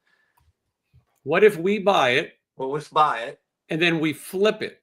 That's what I was thinking, flipping this thing. But we can't talk about this online because the people who want to flip it to is probably watching. Mm-hmm. So let's talk. Let's flip it. The other reason people go, I can't believe Blas Elias has to drive all the time. Blas Elias loves it, right? He insists. He also doesn't trust anyone to drive, and he feels I was the same way. Mm-hmm. There's a lot of people like that. If I'm not driving, especially now, listen, Wednesday, your lifestyle, your driver on a bus or on the bandwagon, you got to have a lot of faith in that person that you don't even see. They're in their own. That's why I pay my guys the big bucks to drive. They're like, hey, I'm going to charge you this. And I'm like, I don't care. I trust you. You make me feel like I'm not going to die. So drive. Yeah, I'm going to call you about that after the show because I've had some questions. Yes. But yeah, so anyway, when Blas chooses to drive and he insists, to be honest with you, he just won't get in the car unless he's driving. Okay, Sean Brown, the Back to the Beating concert reminded me of my favorite bands who are sadly getting older. Ozzy was the first concert I ever attended. It makes me wonder what band might retire next. Thanks. Good comment, Sean. Okay. But Wednesday, here's the other thing that I didn't bring up. You really think Ozzy's done? I don't. I could see an American version of that. Of course. There's no It doubt. won't be Black Sabbath. It'll be Ozzy. That's what I think. And I mean, why not? Look, if he really sounded that good, why wouldn't you do it? You could do an Ozfest type event with all these great bands, and then Ozzy can come do his 4 or 5 songs. Do it No in one Los would be mad. Angeles. It would be huge, and just do it. And you know, I saw Manson did his they did a video thing of him doing a comment to Ozzy. I was one of the people I expected to be there, but I understand why. It was controversial, his comment. Why? What? It was just, he didn't say anything, but I love Ozzy. He didn't say anything controversial. It just people don't know the news on him and don't understand that he was cleared of all that shit. Oh, they just think because he was there. Yeah. But it was funny because the video he did, I just dropped him off at his house when he did the video. Mm-hmm. So I spent the 4th of July with Marilyn Manson. Nice. That's his patriotic. It was pretty fun. Did you have any fireworks? No, we left before the party. I actually came home because I didn't want my cat to be around all these. Burbank did something cool this time. They did a drone show instead of their fireworks show because of the fires starting from earlier this year. So they did a drone show. It was very underwhelming, but it was kind of yeah, so it wasn't as crazy fireworks as it normally is. It looked like usually it sounds like a World War III happening here in Los Angeles. Melissa says, I don't think he is. They never are. Yes, I think he sounded so good. Why would he sit? I'm not exactly sure what she said, but I think she also believes it's going to happen. Listen, I saw the No More Tours tour. I was there. The Ozzy Osbourne farewell tour in 1992. Kiss is playing acoustic on a land boat. Mm-hmm. Ain't even a boat. I wanted to talk about the. I didn't mean to put this comment up about Sharon. Listen. I think Sharon does good things. I know that people like to pick on Sharon, and listen, her. Ozzy, I'm Sharon. There's been 10 people on this show who've told nightmare Sharon stories. Nightmare. But as far as how she is now, listen, Sharon's not involved. You don't have that event. You know what I mean? She really. I never met her. I was going to ask you if she welcomed you aboard the Oz. I never met her, but I know that Joey spoke highly of her. She was always cool and so I don't know. We did 2 Ozfests. I did one as Wednesday 13 and one as we did the Los Angeles New Year's Eve Ozfest. It was a one-off that was awesome here, and then we did the Murder Dolls with Ozzy in London. Mm-hmm. I was looking for my laminates. I must have taken them out, and they're somewhere in the house for that stuff. But I'll find them. I think you will have more chances to see. I mean, look, if he goes out, hey, more power to him. He should do whatever he can and what he wants. Now, they said that he's going to make new music and things like that because everybody loves new music. By the way, speaking of new music, I happen to have this right here. This is Wednesday. Look at that thing. That's a fresher. It's still fresh. Mid-death crisis. And if you don't have it, you should get it. What are you waiting for? Available wherever records. Get it now. New video coming in 2 weeks or less than 2 weeks. I'm excited. Go down to Camelot Music and pick up a copy. Pick it up. Camelot Music. Sam Goody. Sam Goody for sure. Record Barn. Record Barn. When I saw the No More Tours tour, I don't remember who opened, but someone in the comments said Alice in Chains. It was not. I remember going to a yard sale, and my mom, I found in North Carolina, and I found the Ozzy shirt that had the executioner holding his head with the crucifix with the blood on it. I was like, Mama, please let me have this shirt. She goes, well, you can't wear this to school. You can just wear it around the house because you can't wear it with this man's head hanging off of his shoulders. And so I couldn't wait to get home from school and put on that Ozzy shirt and wear it around my neighborhood with my little fake cigarettes rolled up in the sleeve. Someone says I need to do a collection video. I do. The problem is the collection is everywhere. It's in boxes. It's on shelves. It's in closets. It's going to take me a minute to do that. We threw out a lot of stuff today trying to make space around the house. By the way, speaking of collection, I got to thank Amy Horachik. I don't know if she's on. I haven't seen her, but she sent me I went to my P.O. box. You'd be pretty P.O. too if you lived in a box. And I was so thankful that she sent me this beautiful Vincent Price NECA figure. Do you have this one? I do not. I didn't even know it existed. Wink, wink. Yeah. Yeah. I haven't You even gotta look seen at this. the I actually, I think I may have seen it out of the box online. So it's him. Is it just him, just casual him, or is it him from a movie? This looks like it's casual. I'm trying to tell. It's like, it's like him from House on the Haunted Hill. Why don't you come in? We have coffee. We have donuts. It says it includes interchangeable heads and hands, shirt parts and forearm, candlestick, cat, teacup, saucer, stack of records, cookbook, skull, raven, and cigarettes. That's a lot of bullshit in there. That's a lot of bullshit. He's got a raven. So is that him? I think it's him from the Raven. They seem to have the license on that the most. They can put figures out. That's what I'm thinking. I'm looking for the cat. He's right there, a little black. The Raven. Anyway, it's very cool, and it goes into it's the ultimate Vincent Price ultimate action figure with Kung Fu grip, and this is going to go into grip. That's very cool. Any Vincent Price figure is pretty badass. But I think that I have a fun call, but other than that, anyway, and then that wasn't enough. She sent me this, and this is so cool. This is a authentic die-cast replica Kellogg's Spooky Fruit Loops Universal Studio Monsters Frankenstein race car. Whoa. Somebody brought me the Wolfman one, and I was so excited. Wednesday, you know, it's so cool when someone brings you something that you don't expect at all. Nowadays, when Christmas rolls around, let's be honest, Wednesday, we open our presents and we know what we told our better halves to get us. Yes. It's usually not that big a surprise. Although I will tell you, my first birthday that I spent with Michelle, she did good. She got me the Clark and Eddie bears. What do they call those fucking bears? What? Build-A-Bears. And I love them. But not everyone's like her. Spooky Fruit Loops. Anyway, this is so cool and goes into the collection. And I thank for that. Let's. Can you hit the karate? Well, Deb, you're a channel member. I think Deb is the one who hates Sean. Deb, are you the one who hates Sean?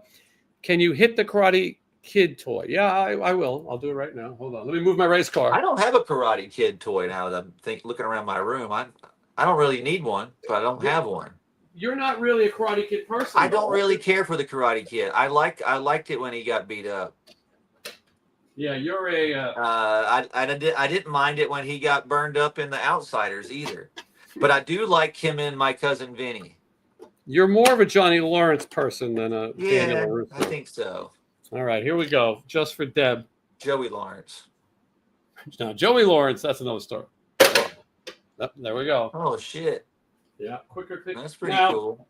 I have an entire Karate Kid shelf, which is right there. All of that bullshit is Karate Kid related, including the John Kreese will bite you head knocker. Yeah, he looks a little dusty. Remember, he was in Rambo. Don't forget. Yeah. Oh yeah, it's over, Johnny. Yeah. Anyway, there's all kinds of shit there. I'm getting ready to go to Knoxville, Tennessee. Love Knoxville. I'm going to Nashville first. And then from Nashville. Love Nashville, too. Great places. I'm looking forward to some great food, some Southern hospitality. I'll be there for 2 days. And I'll be at the convention, which is called Fan Expo. And if anyone sees me, come over and say hello. I'm going to be there. And looking forward to meeting some cool people. There's some cool people at that show. Hopefully no one else dies. Loretta Swit was supposed to be there, deceased. Michael Madsen, deceased.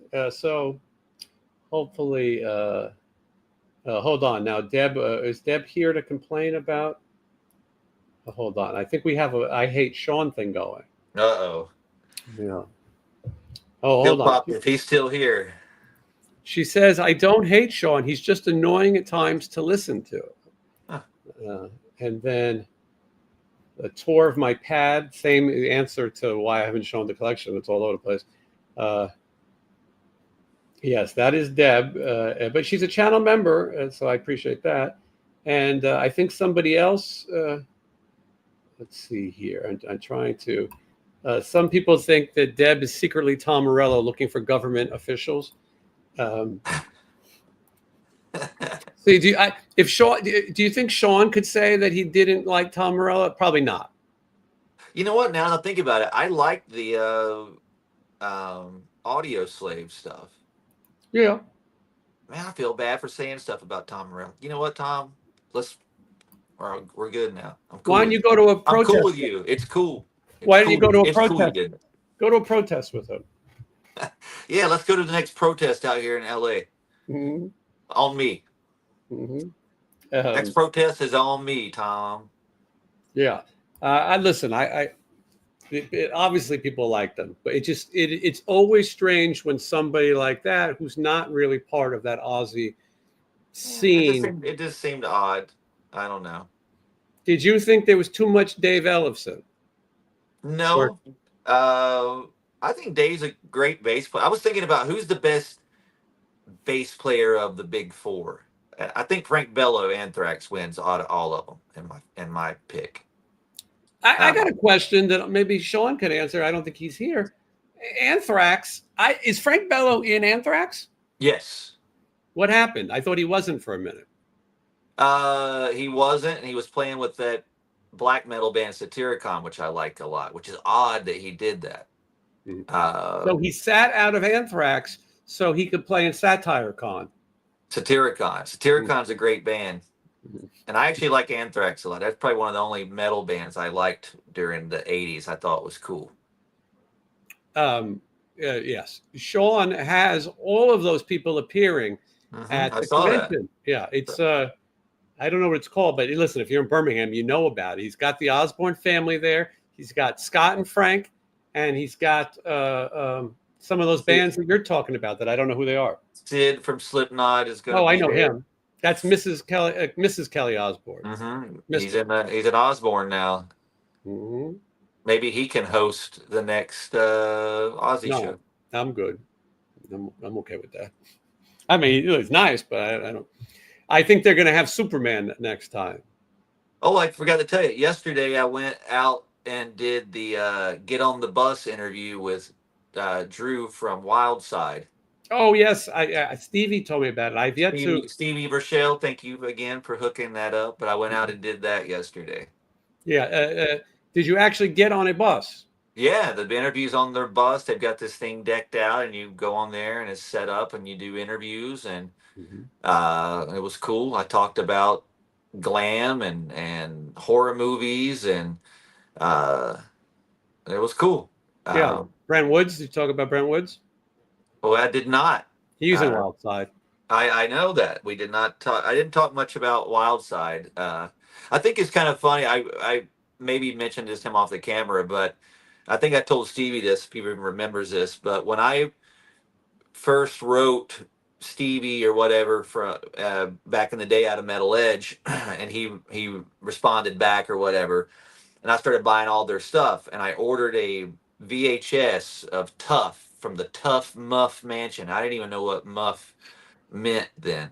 Mm-hmm. Good thing my mom didn't either. And it had a bunch of different live concerts, but it had this one thing that they did called Heavy Metal Thunder and Mud, the Thud show, and Tough played on it, and Wildside, but they were called Young Guns. And it was set up, it was kind of like a fake wrestling sort of deal when people were talking shit on each other.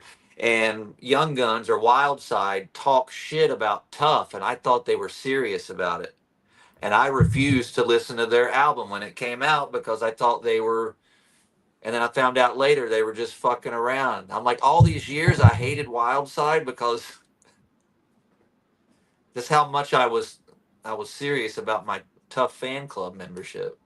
It's like, fuck I these have guys. never listened to a second of Wild Side in my life. Am I missing out?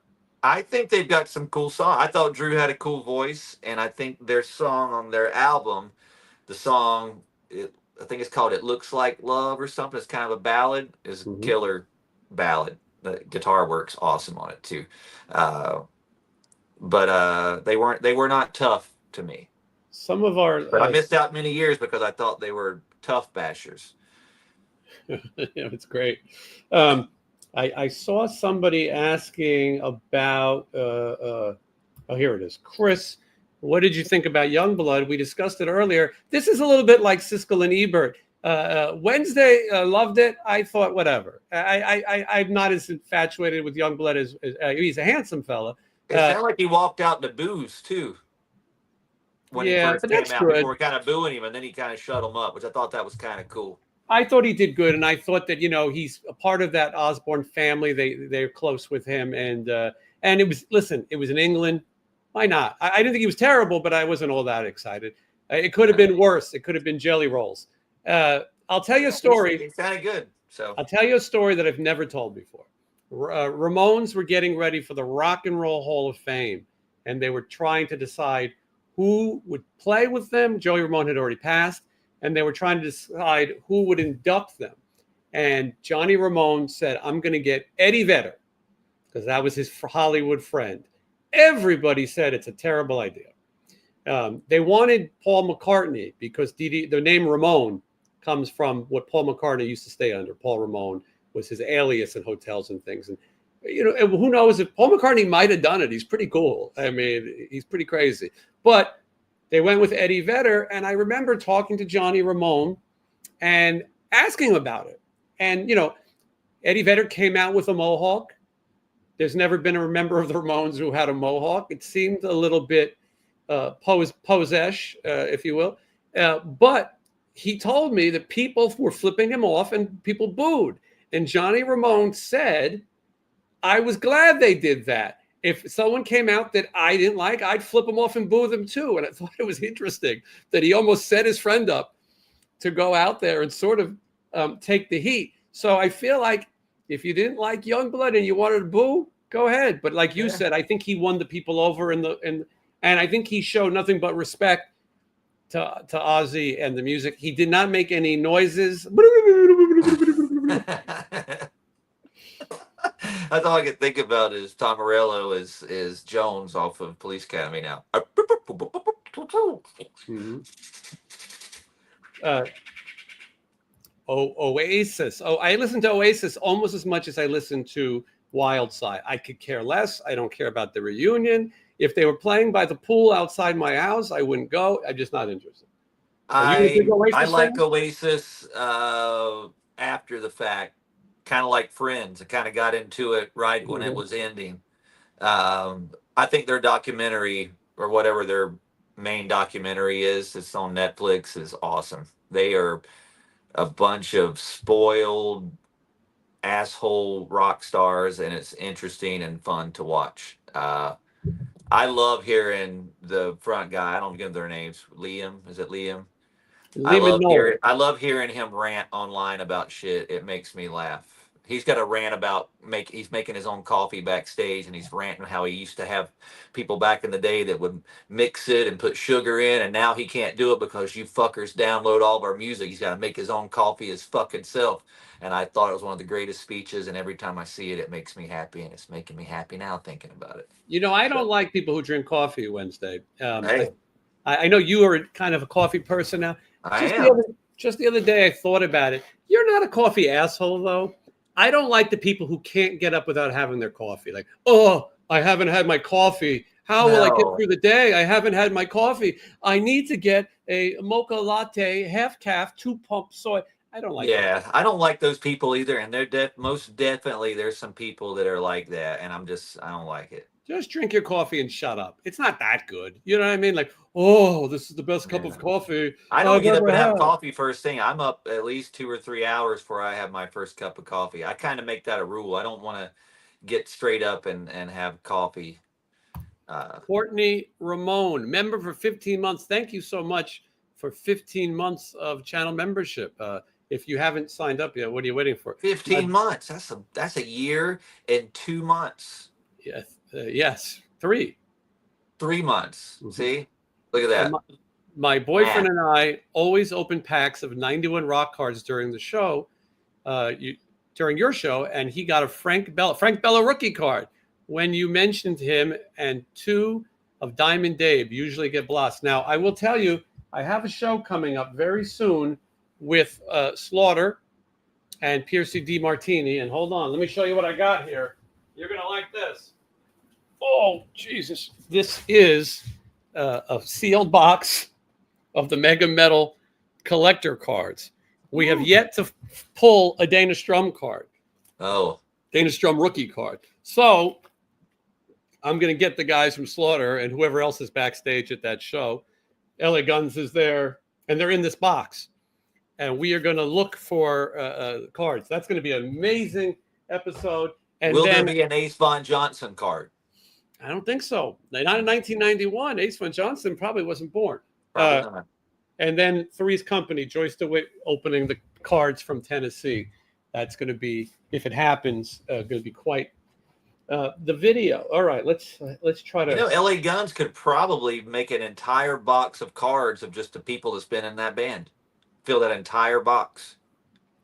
I watched Spinal Tap the other day, and they said, well, we've had 37 people in this band, when Nigel left.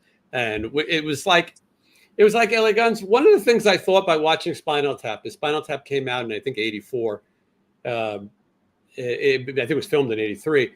All these bands still did the stupid things they did, even after seeing Spinal Tap and knowing how stupid they looked. The outfits, the moves, the girlfriends breaking up bands. They should have just taken Spinal Tap as their manual. Mm-hmm. All right, a lot of people discussing California Dreaming would like to know. Thank you for being a channel member, by the way. She loves coffee. Is Cat House coffee that good? I haven't had it. That's Ricky Rackman. Have you had it? No, I don't really care about kind of coffees. It's just whatever. It's just coffee's coffee. You don't have to be like certain kind. There's certain kinds that are good, but there's nothing I go crazy over. There's this kind I find in Canada, in Vancouver, that's pretty good. I don't know the name of it. Is coffee really that different? It's a bunch of cooked beans. Is it really? Look, the way to make coffee good for me is put a bunch of stuff in it to make it not taste like coffee at all. And then you've just defeated the whole purpose. So I've just sort of made this hot, sort of sugary milkshake. And it's probably, that's why I do about maybe, this is my second cup of coffee today. I only do 1 or 2. And I did this just in between because I already had a Dr. Pepper earlier.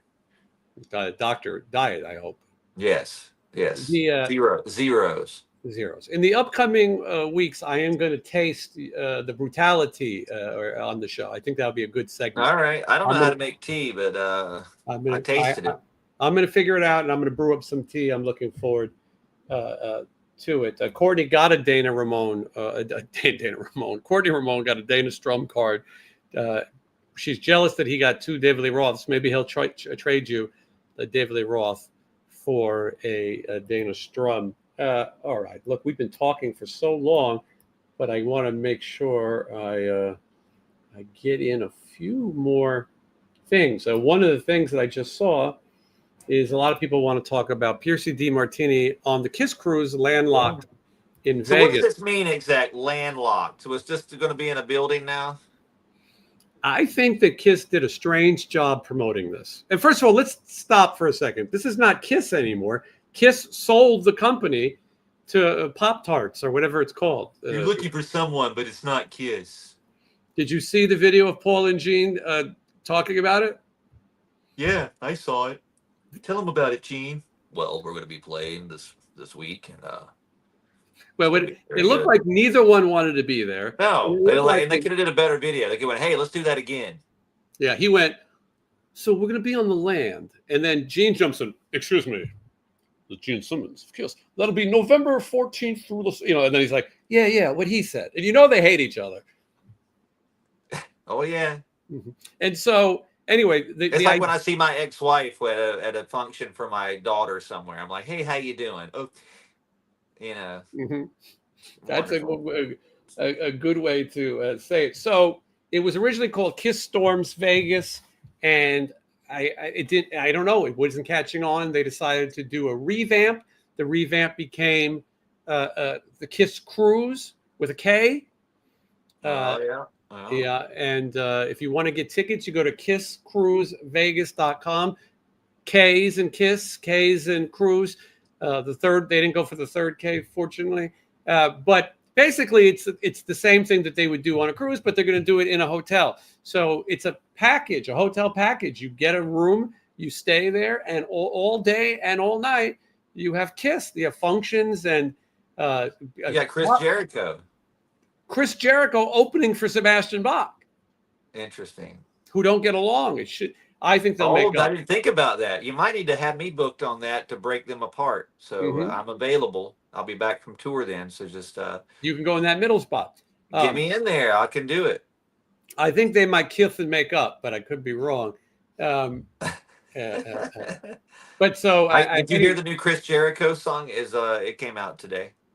No, I Wildside, Oasis, and Chris Jericho. I have never heard any music. It's Chris Jericho. I realized I've been listening to on my treadmill every day. I go through like new videos and I watch bands, and I just realized that, like, I don't know, it just seems like in the last 3 years, music's really just shifted into this new thing that I don't understand it the same way I don't like new movies. I don't like it. It's unnatural to me. It's sonically, it sounds pretty big, but it doesn't sound real to me. And I just I don't know. New music is just not my favorite. I'm with you. You know who's going to be on the Kiss cruise on land is Bob Ezrin. Talk about a legend. That's cool. Pink Floyd, Alice Cooper. I think I'm more excited. The Throbs. Yeah, and the Throbs featuring Little Richard. I think I'm more excited to see Bob Ezrin than I am to see who will be the drummer for Kiss. Because as you know, there is no drummer right now. It'll be Brent Fitz or Eric Singer if they can get him. What is Eric Singer doing? I don't know what I should say. Eric Singer's waiting on Glenn Sobel to leave Alice. Mm-hmm. I don't know. I don't know. My theory is that Eric Singer didn't take the offer that they made. That's my theory. I think Eric Singer's the one that Sharon kicked off with this whole Ozzy thing, and we should get that whole thing started. Maybe we can invite Eric Singer to come on. I don't think this is where he's going to air his dirty laundry. I'm friends with Eric Singer. I know him. Mm-hmm. Well, then I'm sure he'll be happy to do Bring him on. He knows me. He lives here in Vegas. Maybe we should just go knock on his door with a big check like Ed McMahon, and then he'll open the door because he sees the big check. He'll think he won the publish. Anyway, I think they didn't pay him what he wanted, and I don't think and I think they're like, okay, all right, we'll show him. We just won't put his name on the ad. You know, I mean, like all of a sudden, he's not being advertised. Maybe they'll work it out. There's a chance they work it out. If not, Brent Fitz, or I don't think they'll use Gene's solo drummer because I think Paul runs the shots with Kiss, to be honest. Mm-hmm. I think a lot of people know that. I think they should get Steven Adler. One of my favorite quotes about Paul was, the best thing Gene ever did as a business person was convince people that he's a good business person. Paul Stanley's got some great stuff. He's one of my favorites to hear his quote. What is the quote he said on he's talking about Richie Sambora tried out for Kiss twice and then he didn't get the gig, and then later he said, well, I'm glad I didn't get the gig. And Paul Stanley said, yeah, well, he came out here twice, and I doubt it was because he loved airline food. Or something like that. I was he's very quotable. He's the best. My friend made a Paul Stanley website that was like the Magic 8 Ball. Mm-hmm. There was a random. We just put a bunch of quotes from Paul Stanley, and you just ask bring it back, and it would regenerate. Like, hey, Paul, what is blah, blah, blah? And it would just generate a thing. We need to do that on the show. Maybe we can find that. Yeah. That would be great. What does Paul Stanley think? That would be great. Yeah. cheapest tickets are $1,200. Look, it's not cheap. You get 3 nights of hotel, and I'm sure there's other things involved and merchandising. And I think if you're a fan of Kiss, it's fun. I mean, you can I want never to go to it. I don't know that I can because I get back from tour on like the 11th, and I'm not going to want to go straight there. Well, the first night is the 14th. Yeah. Now, if I was forced to play it, I would make myself go. You would make it. Yeah. Well, Yeah. the Kiss will play acoustic that day. And then after that, Quiet Riot will Piercy D. Martini in the Joint. It's the Joint. It's now called the Theater at the Virgin. But if you lived in Vegas or you went to the Hard Rock, you know it was the Joint. Have you played the Joint? You probably played there. That's in the Hard Rock, right? Yeah. Yeah, I played there. Yeah, the big theater. I played both, I think. I played the Little Room, which is probably where they're going to have the other bands play, right? Or they be on that big stage. And there was a club called Vinyl there for a while. Yes, I played there a couple times. Yeah, it was a fun. Actually, we played there one night when Motley Crue played the big room, and they let everyone come in there after the show, and it was so packed. It was crazy. It's funny is my band, Cincy Sinners and Cincy Rejects, did a lot of those after parties. Yeah. Motley Crue, Def Leppard, and we did the Guns N' Roses ones. But Guns N' Roses wouldn't let out until 3:30 in the morning. Wow. We'd start playing at 3:30 in the morning. Axl Rose would come strolling out at like 5:30. The sun be coming up. I mean, it was crazy. All right, let's see here. Melissa says Wednesday and Jason fine too. Don't know what that means, but we're fine. We're fine all looking. right. I guess that's all right. Thanks for noticing. That's what I always say. I dyed my hair. I tell you that much. I did not dye my hair. I think I'm waiting to dye my hair right before I leave for tour, and then that way it'll be fresh for Europe. I need to get some hats, but I can't pull off the kind of hats you pull off. I wear like a baseball cap. But I said because when I don't dye my hair, I don't want to show it. And when you have a hat on, I can usually tell where you are. Yeah, well, I mean, sometimes I'm covering up my blonde streak. Mm-hmm. Sometimes I just like to wear it. It just makes me feel more comfortable. Mm-hmm. I've been wearing hats forever. When I was on the last tour, I was selling a CD of my first band. I had like a stack of those, and I was signing them. And the picture of me, I look exactly like this. That's a good thing. I've always wore weird hats, so it's kind of been my look. Bobby says Cincy Rejects have some good songs. Well, that's a good thing because I wrote all of them, and that's on Spotify. And I'm gonna put it out at some point. I just got to find it. Wednesday. It's hard to do all this shit, especially when you do it yourself. But I'd like to put it out for fun. That record came out on July 4th. We just celebrated an anniversary, and I really just did it for fun. I really did it because people said, well, you're just a manager or you're just a this. I said, all right, I'll make a fucking record too. How hard could it be? Famous last words. Remember when the hitchhiker yelled at the cook and went, "You're just a cook. Mm-hmm. We do all the work. You're just a cook." He's like, "Shut your mouth, you coon shit." It was like that. Get a beret. I'm voting no on berets, like European Vacation. Well, no we can berets. get one that says Rusty. Rusty. Mm-hmm. Shave your head. You don't have to worry. But I've shaved my head now 4 times for Cancer Kids charity. I'm knighted. They knighted me, the St. Baldrick's Foundation. But I don't think I'm going to do it again because at my advanced age, I'm not sure it's going to grow back. Wednesday, I got to tell you, I have been exhausted. I don't know if it's getting old or it's too hot or I'm not drinking enough water. I know what it is for me.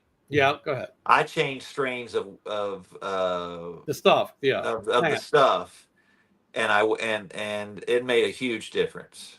I haven't taken any, and I'm scared if I did, I would be even more tired.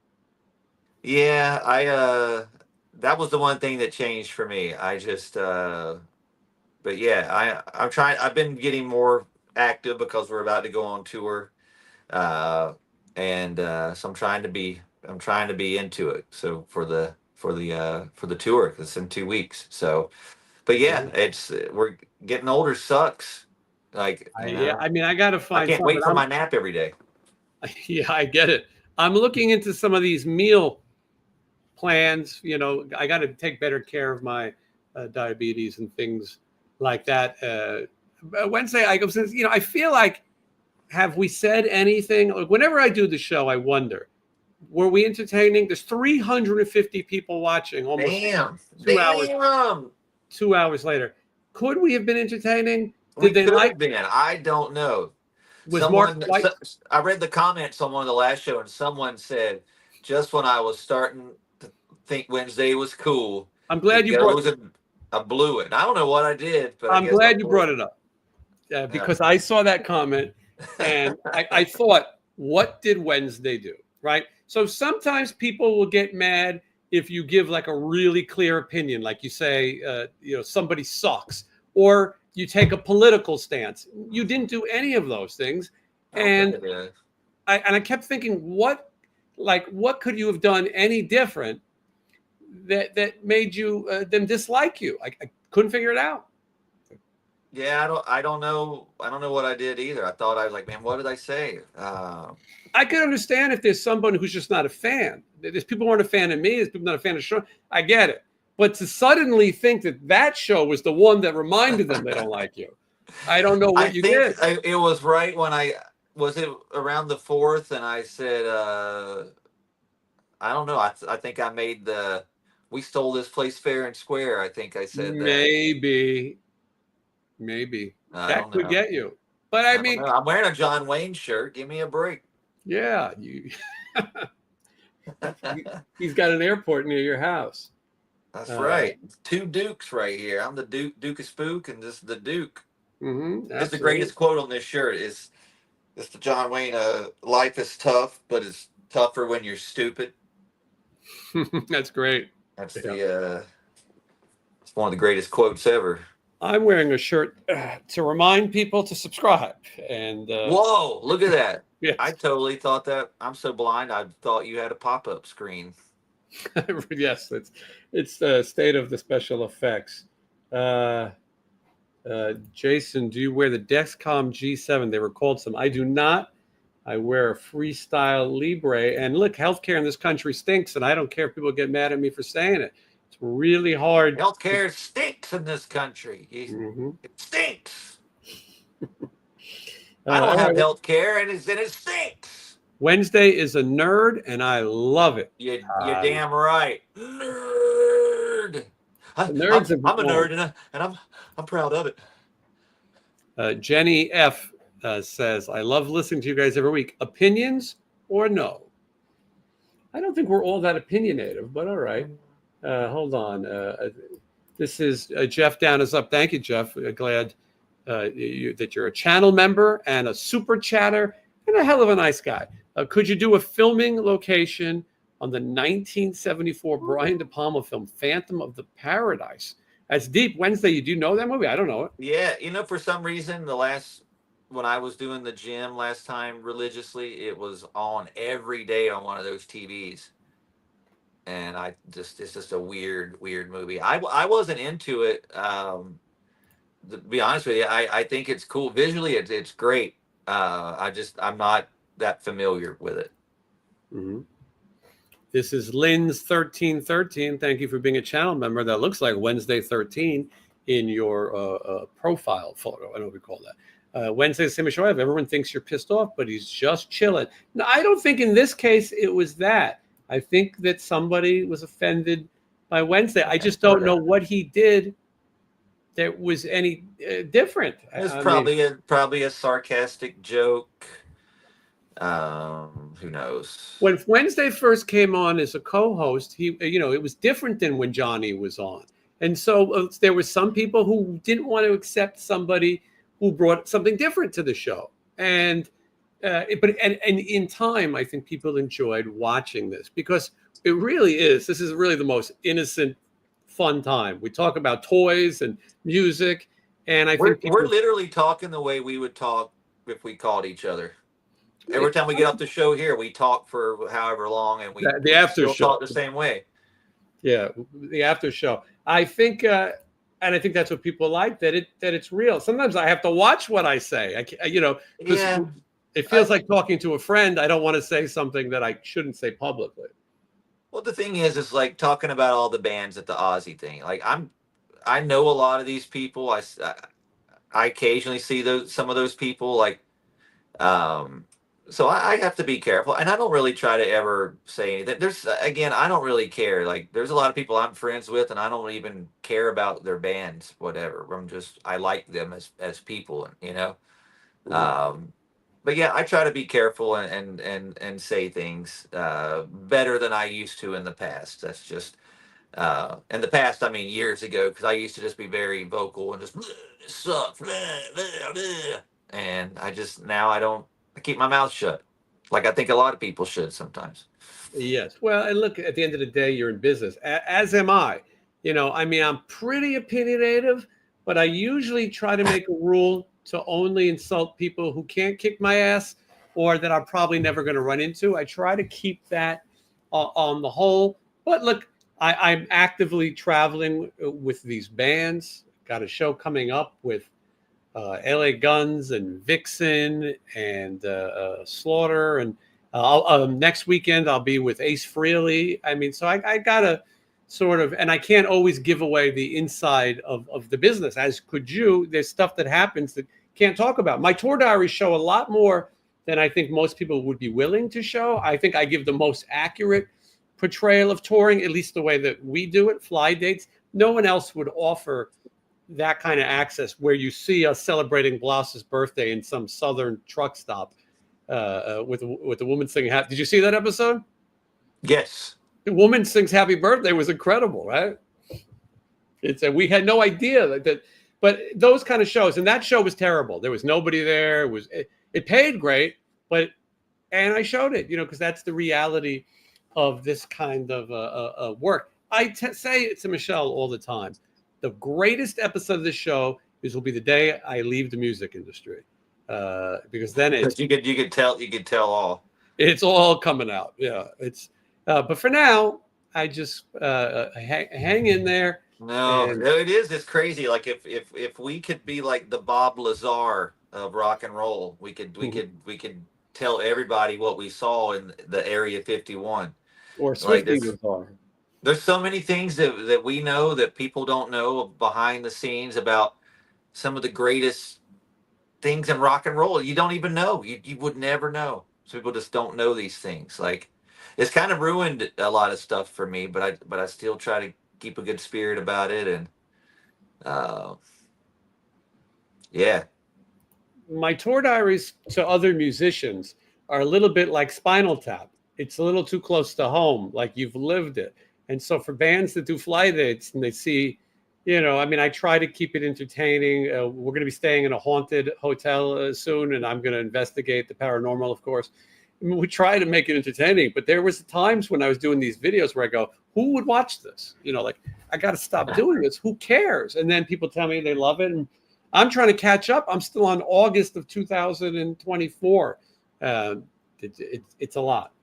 I wish I could have someone follow me around and do my tour stuff with me so I could remember it sometimes. Yeah, it's going to be me. You just got to play somewhere that I want to go. And when I'm not working, I've thought about it Wednesday. I would love to come out and follow your life, the day in the life. Back to Europe in the end of the year. You should come out to Europe and come. I can make room for you on our bus. I would be happy to just follow the bus. Yeah. You can come at the very end and do the UK part. We do the UK at the very end. You wouldn't have to fly that far. And I love the UK. And so, but we'll talk about it. I think there's things that we could show. A comment here was that Youngblood really respected Ozzy. I agree with that. He showed props. You know, he wears leather pants that are, I guess, belong to Iggy Pop. That's pretty cool. So he's doing his homework and doing some cool stuff. I thought it was amusing showing Bloss's birthday a year later. These comments drive me crazy when people go, oh, well, what do you want? When you watch a TV show, it was filmed a year or two ago. That's how this works. You know, it comes out when it comes out. It's free. You know what I mean? Just shut up and watch it. You know, like, wait a second. And then I get all these people. Wait a second. It says it's Bloss's birthday, but The title of the video says August 2024. Wednesday, no one watches the videos. People just want to comment, especially the location. People don't video. read anything. No. Anytime I make a post, I'm like, "Hey, tour starts in 2 weeks. Oh man, I wish you were coming to blah blah blah." I'm like, "Did you read? It says right there that we're playing." Oh, thanks, dude. People just it's crazy. All in the Family tour diary video. It's climbing, not tour diary, location video. It's going crazy. But Yeah. on the TV show for All in the Family, there was a porch that Archie would go talk on the porch. The Real House doesn't have a porch. Oh my God, people are losing their mind. It's a TV show. Get over it. One's a set, one's not. And look, I'm glad people are watching it, but they got to get it together. Same thing with the Brady Bunch. That's not where they filmed the show. It was on a set. No shit. I say 10 times that the outside was on the show, but yet they rebuilt the inside with the cast for HGTV, and I think it looks cool. But people are, you know who I was just thinking who you should. I saw the video earlier today. I just couldn't believe this actually happened on TV too. You should interview Michael Richards. Yeah, well, I have to get the bleep ready just in case. Do you remember the video of him the following day when Jerry Seinfeld went on like Letterman? Or it's amazing. And he comes up on Letterman, and Jerry has to tell the people to stop laughing. It's so awkward. He goes, and Michael Richards is like, I don't know if this is the right place to do this. It was not. And Jerry's like, he didn't mean it. Mm-hmm. He didn't mean it. Yeah, no, absolutely. I just can't believe that actually happened. I sent that to my friend, and he's like, "Is this real?" I went, "Yes." It looked set up. It was so awkward. Sorry, I'm laughing at the situation. Not what Michael Richards did, but he's great in UHF and Transylvania 65000. Just so you know. No, thank you for loving. That's my Michael. Yes, not that racism's. Mm-hmm. No, that's a whole different. He was portraying a character, I believe. Yeah, shame on him. Shame on him. All right, let's talk about what's coming up because we're both about to get busy. I'm going to be in Nashville tomorrow, this weekend in Knoxville, and then I'm going to Paso Robles, California, and then I'm going to Clearview, Pennsylvania, and then I'm going to Louisville, Kentucky. Then I'm going to Ohio for Rock the Block.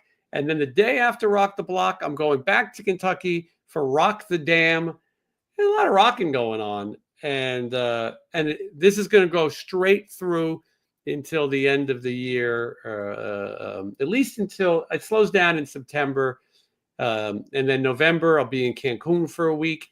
I will make my annual birthday visit to Disney World, planning right now. And so that's it. But I'm going to be busy. And now Wednesday, you're about to hit the road.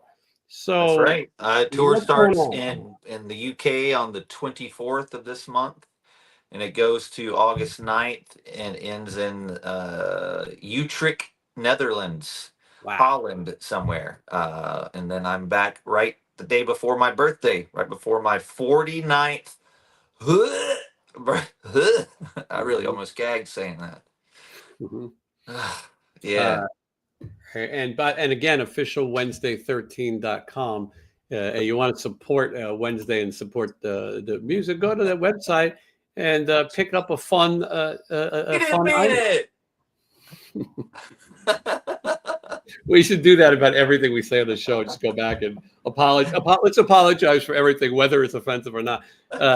Deadhead Dave, awesome stream, guys. Dig it. Thank you so much. I appreciate the support and the super chat, and thank you for being a channel member. All that stuff is in the links. All right. Well, Sean Brown is not done. Sean Brown, thank you so much. What a question for Wednesday. All right. Well, I'm going to let Wednesday answer. Wednesday, I'm going to owe you dinner now. Does Wednesday 13 have a favorite John Wayne movie? I watch The Quiet Man every St. Patrick's Day with my dad. It's a great way to spend quality time with him. Ask him about the era when the movie was released. To ask his dad about it. Okay, do you have a favorite? Cool. That's awesome because I actually, last time I hung out with my dad, we watched Rio Bravo, I believe. We watched a couple of cowboy movies, but he was explaining to me maybe we watched the Sons of Katie Elder. I think we maybe watched that one too. And either way, he was explaining these movies the way I would explain Texas Chainsaw Massacre 2 to someone that didn't know it. And I just let him talk. It was a cool experience, so I can relate with you on that.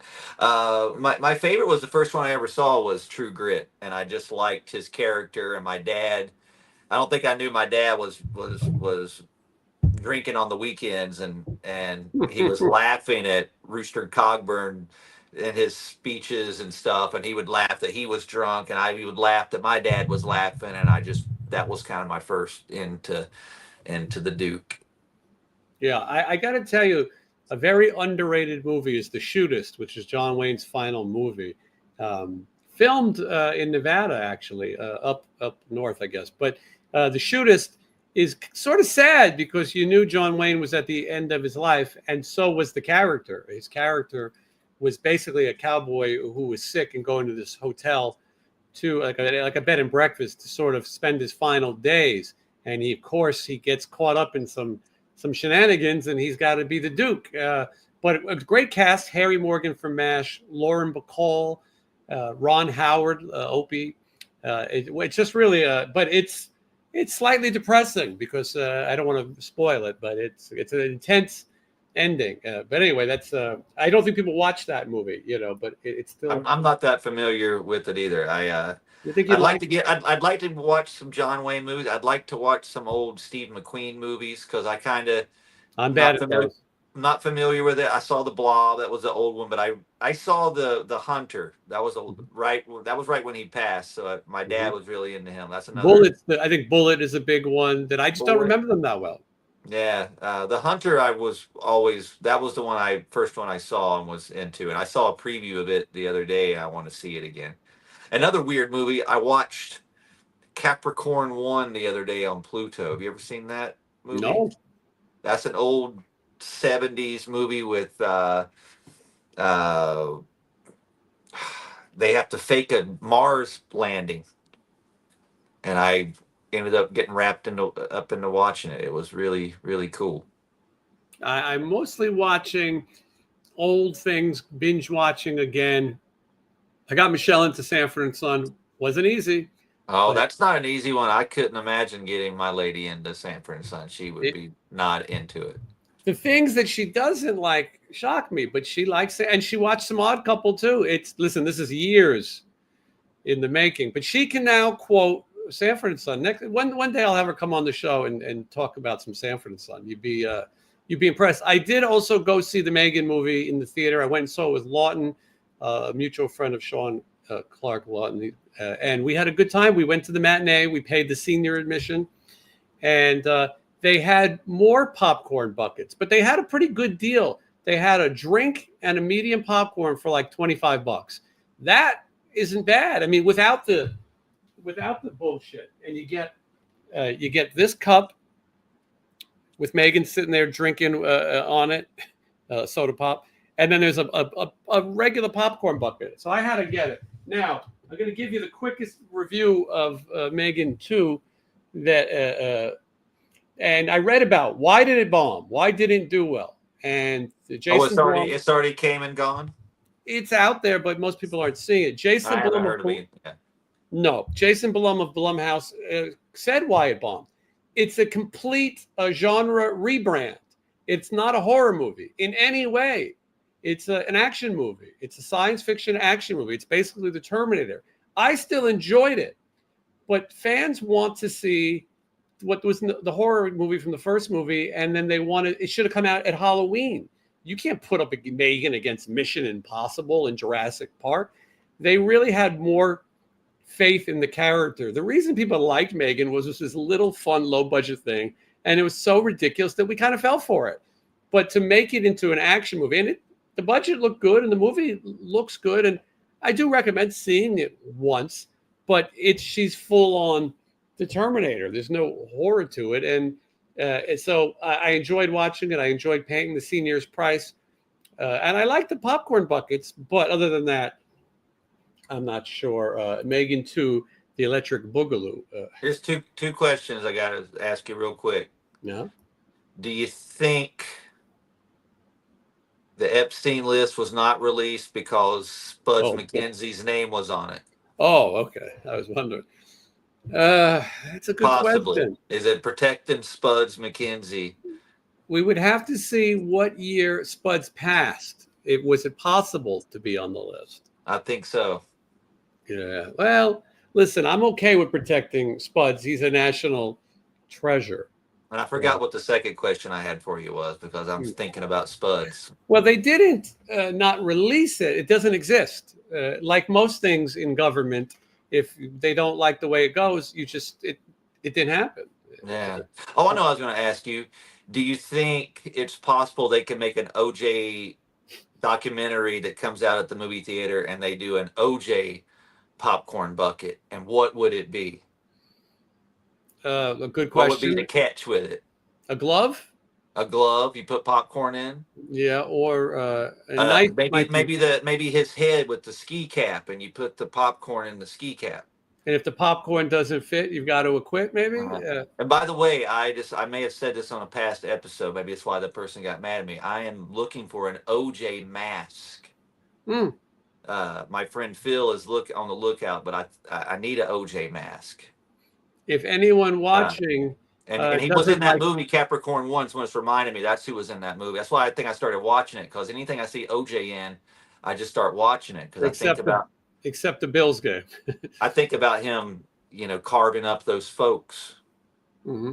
If you, so if anyone was watching and you didn't like Wednesday before, maybe now you will, because he needs an OJ mask. Well, he. On the topic of movies, I'm about to start an Alien Predator movie marathon. Do either of you have a favorite? Now, I haven't watched any of these, so this is going to be a Wednesday question. I only know the first Predator. I've never even watched the second Predator. I have it in a stack of movies to watch because I heard I should watch the second one. I just never watched it because I really, really like the first one. I don't think I've ever watched the other Chuckies either. I like the first one. I didn't need to see any more of it. I only really know about the Hellraisers as they keep going. I heard that the last Predator, the Prey, I heard is excellent. I haven't watched it. I didn't really care for the Alien versus Predator. I thought the concept was cool. I did like the idea of the aliens on the pyramids at the end of that one. That was weird. But I don't know. I guess they're okay to watch. I could probably sit back and watch them all again, maybe. Try to sit through them and never watch them. But maybe, I don't know. Maybe if you had some of that tea, had some of that special medicine. I saw the Alien. I saw Aliens, the sequel. That sequel is much bigger than the first one in some ways. And I saw Predator. That's it. I've never seen Alien. Characters meeting each other almost never works for whatever reason. The Flintstones meeting the Jetsons. I've seen all the aliens up to Prometheus. So the Flintstones meeting the Jetsons might have been okay. But Freddy versus Jason, no good. No, it's not good. I was on the soundtrack for the Freddy versus Jason. I was so excited. Excited, and it wasn't very good. For both Jason and Wednesday, do you have a favorite toy company? What is the best action figure company? It's a good question. I like Reaction. They're making all these, everything from G.I. Joe to the horror movie. That's all this stuff hanging behind me. They're my favorite. It's Reaction Super 7. Whoever that is my favorite consistent toy that they do pretty good stuff. And they make Dee Snider and The Exorcist. That's the. I think that Reaction Super 7 is definitely the best because it reminds me the most of being a kid. They look like Kenner action figures, and they've got a great variety. I think NECA right now is doing the best detail. Their pieces, I showed you Vincent Price earlier. They're expensive though. You're not getting one of those for less than $40 or so. Yeah, I got a stack of the NECAs, and then the Mezco is making a good bunch of toys. I got a chainsaw from that. NECA's all good, but yeah, there's I can't believe the toys they make. And then you've got Trick or Treat that just made all those chainsaw figures. So They make great stuff. I think they might be, from what I've seen, the stuff they have coming out. It's amazing. And then Fright Rags with the Michael Myers, the company called Plastic Meatball made those. But those Halloween action figures are great that we bought at the. Oh, that's okay. That was done by Fright Rag. I didn't even. They distribute it, yeah, and I think those are great. And then if I had to go to an old company, I loved Mego when I was a kid. The old Mego dolls. You know, Let's go look at all these. I'm trying. Yeah. I want to. Yeah. So that's the ones we got, right? Here's these guys. Yeah, that's Plastic Meatball Fright Rags collab, signed by the way. And then you've got, so this is all the variety of figures I got. I think most of them are like reaction, everything from the, from like Creature. I've got those on the wall signed.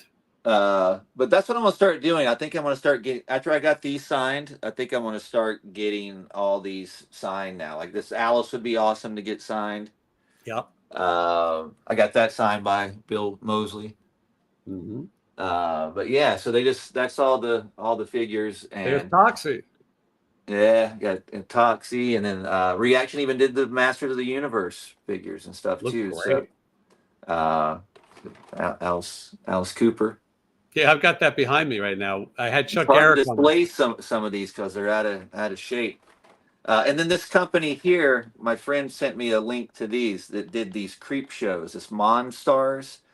I never saw that. And he sent me a link today, and they did a Slee stack, which I need to get on. Or someone can get for my birthday. Bad birthday.